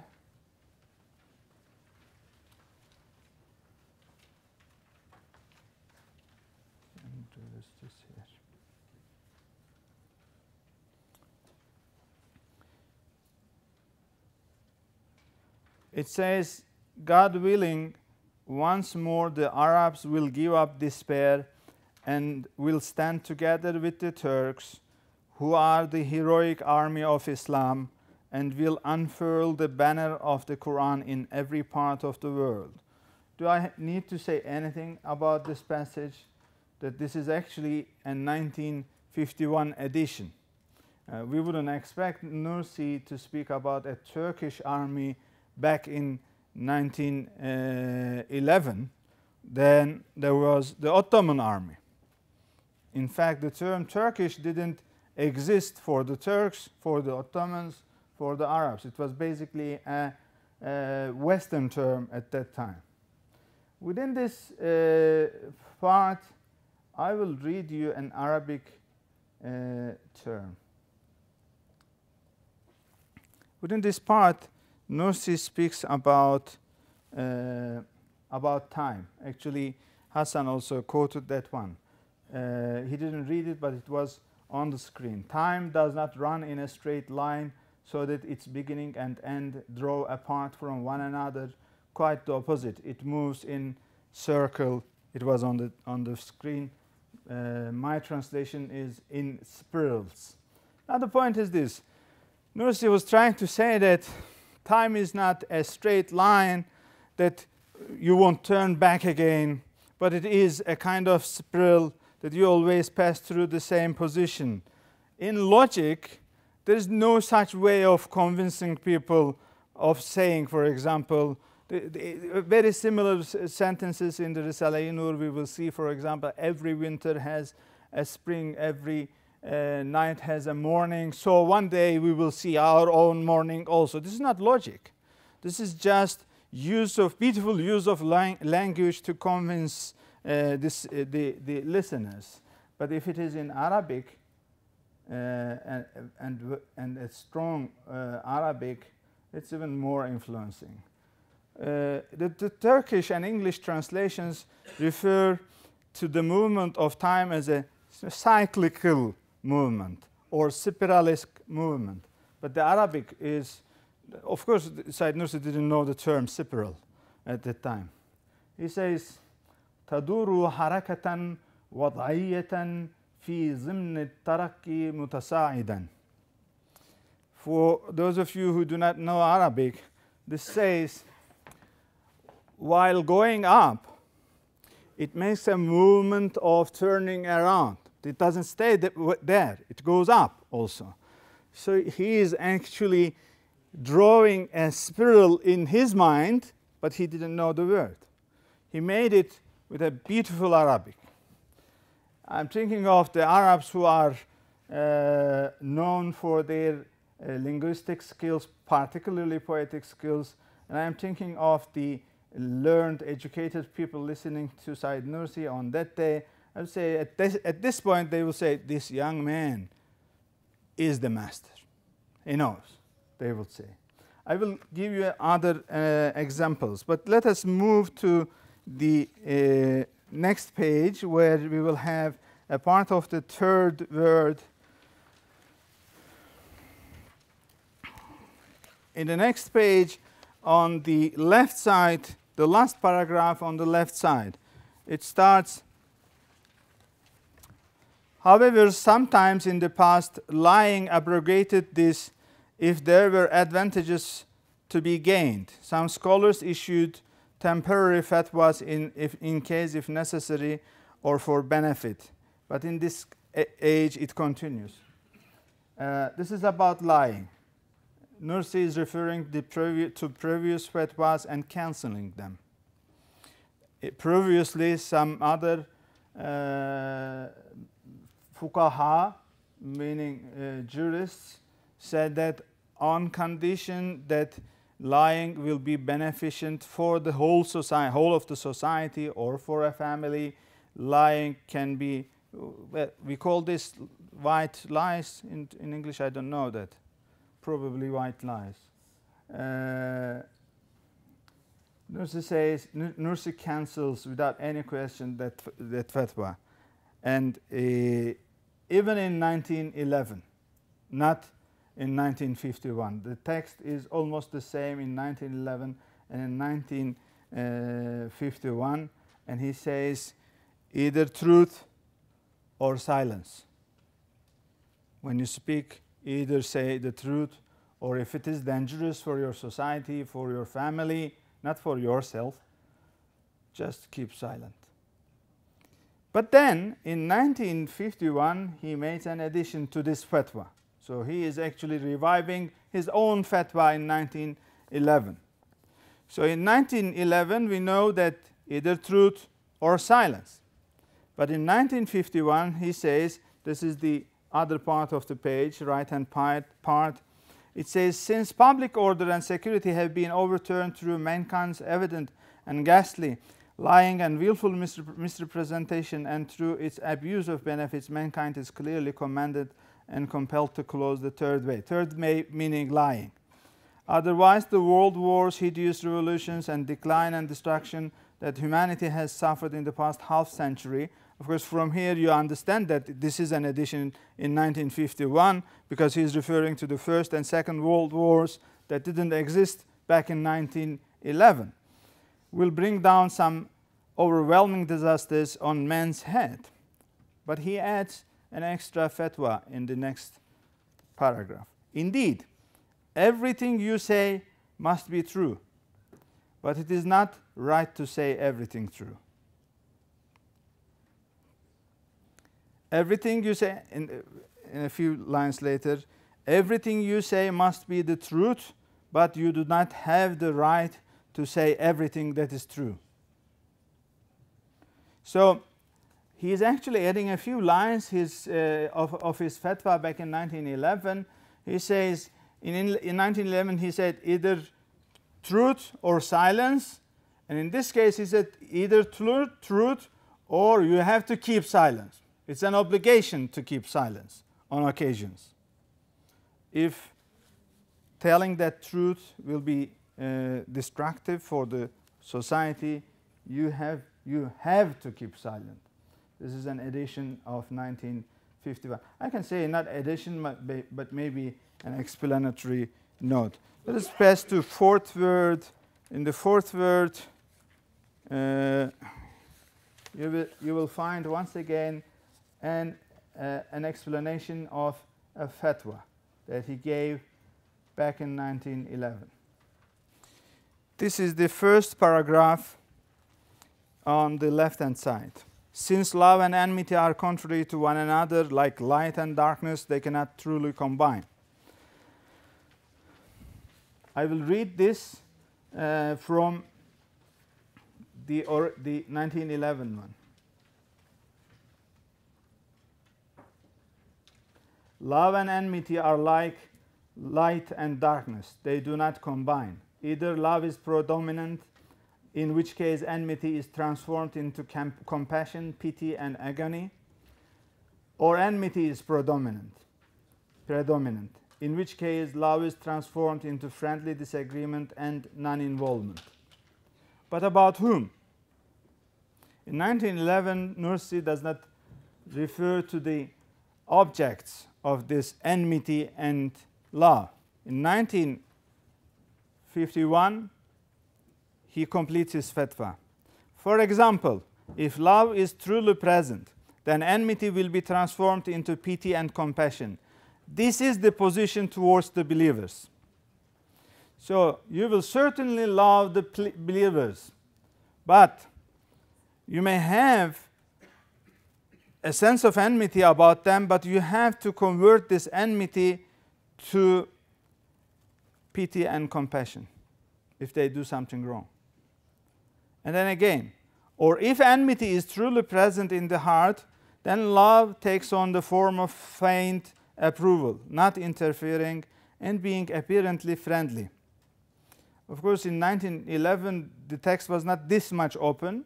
He made explanation and elaboration, but also he had this line. This may be the position towards unaggressive people of misguidance. This refers to unaggressive non-Muslims. A very important fatwa, particularly for Muslims living in dominantly non-Muslim societies. Let's move to the fifth word. In the fifth word, once again on the left-hand side, we find such a passage added in 1951. This is the paragraph that starts with freedom in accordance with the Sharia. I will read from a few lines later. Insofar as they have carried the standard of the Ottoman Caliphate and Turkish army in the name of that nationhood, the two true brothers of Arab and Turk are like the shell and citadel of the nationhood of Islam and the centuries of that sacred citadel. None of these lines exist in 1911. In 1951, Ottoman Empire had already collapsed.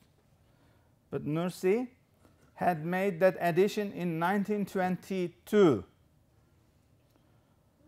In 1922, he said both he referred to Ottoman Caliphate. A year later, the Caliphate would be abolished. But in 1951, he didn't take the term Ottoman Caliphate out of his text. You think of what kind of connotations this may have. Again, in the fifth word, in the right-hand side, the last paragraph, especially the Arabs, who are esteemed numerous and either have been awakened or will be, first and foremost, I address you with these words. For you are our teachers and leaders, and the teachers and leaders of all the peoples of Islam, and you are the fighters of Islam. It was later that the mighty Turkish nation assisted you in that sacred duty. This is totally an addition in 1951. The paragraph continues on the next page, and we see here a particularly interesting addition. It reads, not the first two sentences, but the third sentence. In particular, we await with great expectation from divine mercy the different Arab groups entering upon exalted circumstances in 40 to 50 years' time, like those of the United States of America, and your being successful, like in former times, in establishing Islamic rule in half the globe, indeed in most of it, with which at the moment is in captivity. This edition is neither in 1951 nor in previous editions. This is a 1957 edition. This was a year after Turkey established the Baghdad Pact with Iraq and Iran and Afghanistan. Later on, United Kingdom also joined, and unfortunately the Baghdad Pact didn't continue on for a long time, but it seems that Said Nursi was quite enthusiastic about the pact, seeing once more Muslim nations coming together. Keep it in mind that it included also United Kingdom, and I will read another passage about this issue where Said Nursi puts United Kingdom in his plan for the future. But in anyhow, he started to speak. This is probably the very first reference to United States of America as a model for Muslim nations, a kind of confederation, if I may say so.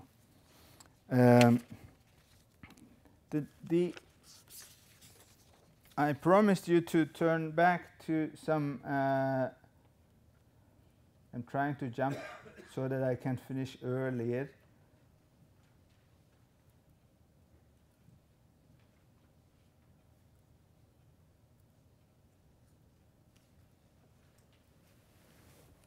Let me find it here. English.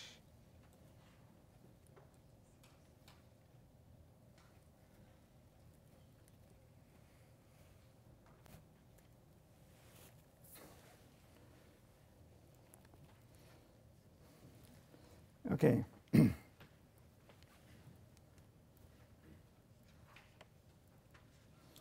In 1911, Said Nursi had the text referring to the future of Islam and his hope that the future will be of Islam and of Islam only. This passage was referred to by Dr. Hassan already.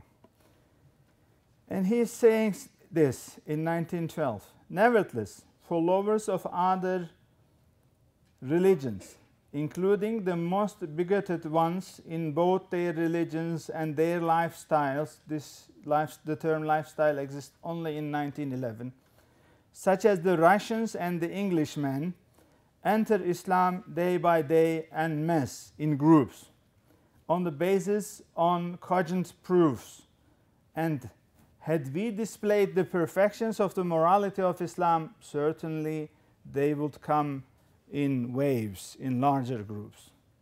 What is interesting I found about this is in 1922, Said Nursi published Damascus Sermon together with a critical article that was criticizing British occupation.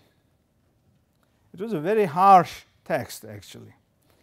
But in order to give a hope to the people, he added Damascus Sermon to that particular article. And it was distributed all around Istanbul to the house doors. In fact, that article helped a lot in raising the feelings of the Turks in Istanbul and their decisiveness in helping, determination in helping the Anatolian Turkish revolution, if I may say, or war of independence. But very interestingly, the publisher took the text, and when he saw the Englishman that will convert to Islam on basis of cogent proof. Of course, Istanbul was under British occupation, and it seems so to me that the publisher didn't like to mention Englishmen as future Muslims. So he took it out. So the printed text read, including the most bigoted ones in both their religions and their lifestyles, such as the Russians, enter Islam day by day en masse. But I have a copy of that version which passed Said Nursi's review. Said Nursi put with his own handwriting, added the Englishman. So he didn't want to give up his hopes about the Englishman. I hereby finished the differences between the texts. I will now ask some questions. What does this mean? What does it mean if a 9 pages sermon turns into 151 pages book by time, and even within those 9 pages there are several editions, it turns into a 14-page text, and it refers to events that happened years after the original Damascus sermon was preached. First of all, we see here Said Nursi's practical mind. He wants to deliver a message, and he knows that in 1911 he should have said in this way. In 1951 he should have changed some of the words in his text. So he did that. Second, he actually passed from a poetic way of speaking. I may say the style changed from poetics to a prosaic style. I will make that distinction clearer. The poetic style is in itself a rhetorical style. We may say orators of old Greeks and ancient Greeks were masters of poetics. Poetics is a monologic way of telling stories or convincing people. You cannot criticize a poem. It's a poem. You cannot criticize it. But when it comes, when it is turned into a prose, then you can start speaking. You can enter into a kind of dialogue with the text. In fact, Said Nursi had never written during his New Side period poems. He had written texts, proses that looks like poems, but they are not. And he says these are not poems. These came to my heart as they are, so I kept this style, he says, but they are not poems. Here in the morning session, I tried to explain through chronotopes, the time-space frameworks, the change in Said Nursi's life. And I underlined the different chronotopes of Old Side and New Side. I also observed within the texts published in the Old Side era and the New Side era a move, a very clear move from a poetical language, which is short, difficult, mainly Arabic, which is a good language to make poetics, towards a language that Said Nursi learned later on. His original mother tongue is Kurdish, then studied Arabic, then studied Persian, and then he studied Turkish at the age of probably 15 to 20, somewhere there. He learned Turkish. But he preferred to move to Turkish, a language of prose, while he was writing the epistles of lights after the age of 52, I may say. So, bringing to an end, I will give you another Arabic. I have signed this, but this Mac is playing with me.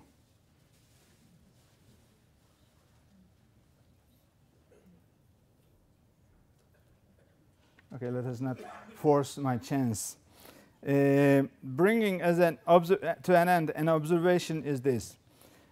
Different texts of Damascus sermon is actually does not mean that Said Nursi's message is not clear. It means that Said Nursi has left us options. For those who are well read in literature, go back to the original text of Damascus sermon and be convinced with the beauty of Arabic poetry, poetical style.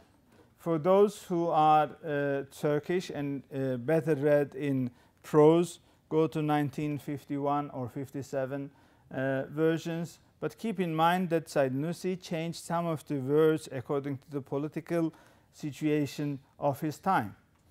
This gives us a pragmatism fatwa that we can also continue these changes and say, for example, whenever he refers to constitutional monarchy, he refers to constitutional monarchy in several parts of the Damascus sermon that was published in 1922, his editions at that part. We can all erase them and say democracy. Because at that time, constitutional monarchy was the best mashrutiyat he could think of. We can all change them into democracy while reading Said Nursi. In 1911, Said Nursi put at the front cover of his book a note in Turkish. It was an Arabic note but there was a note on it. It says, tamamını dikkatiyle okumayan almasın. Meaning, those who are not ready to read it all together, don't buy it. This is a poetic style. You don't do that in prose, okay? Because you don't impose positions. They can buy it and not read it at all. But in poetry, it is permissible. Thank you very much for your patience.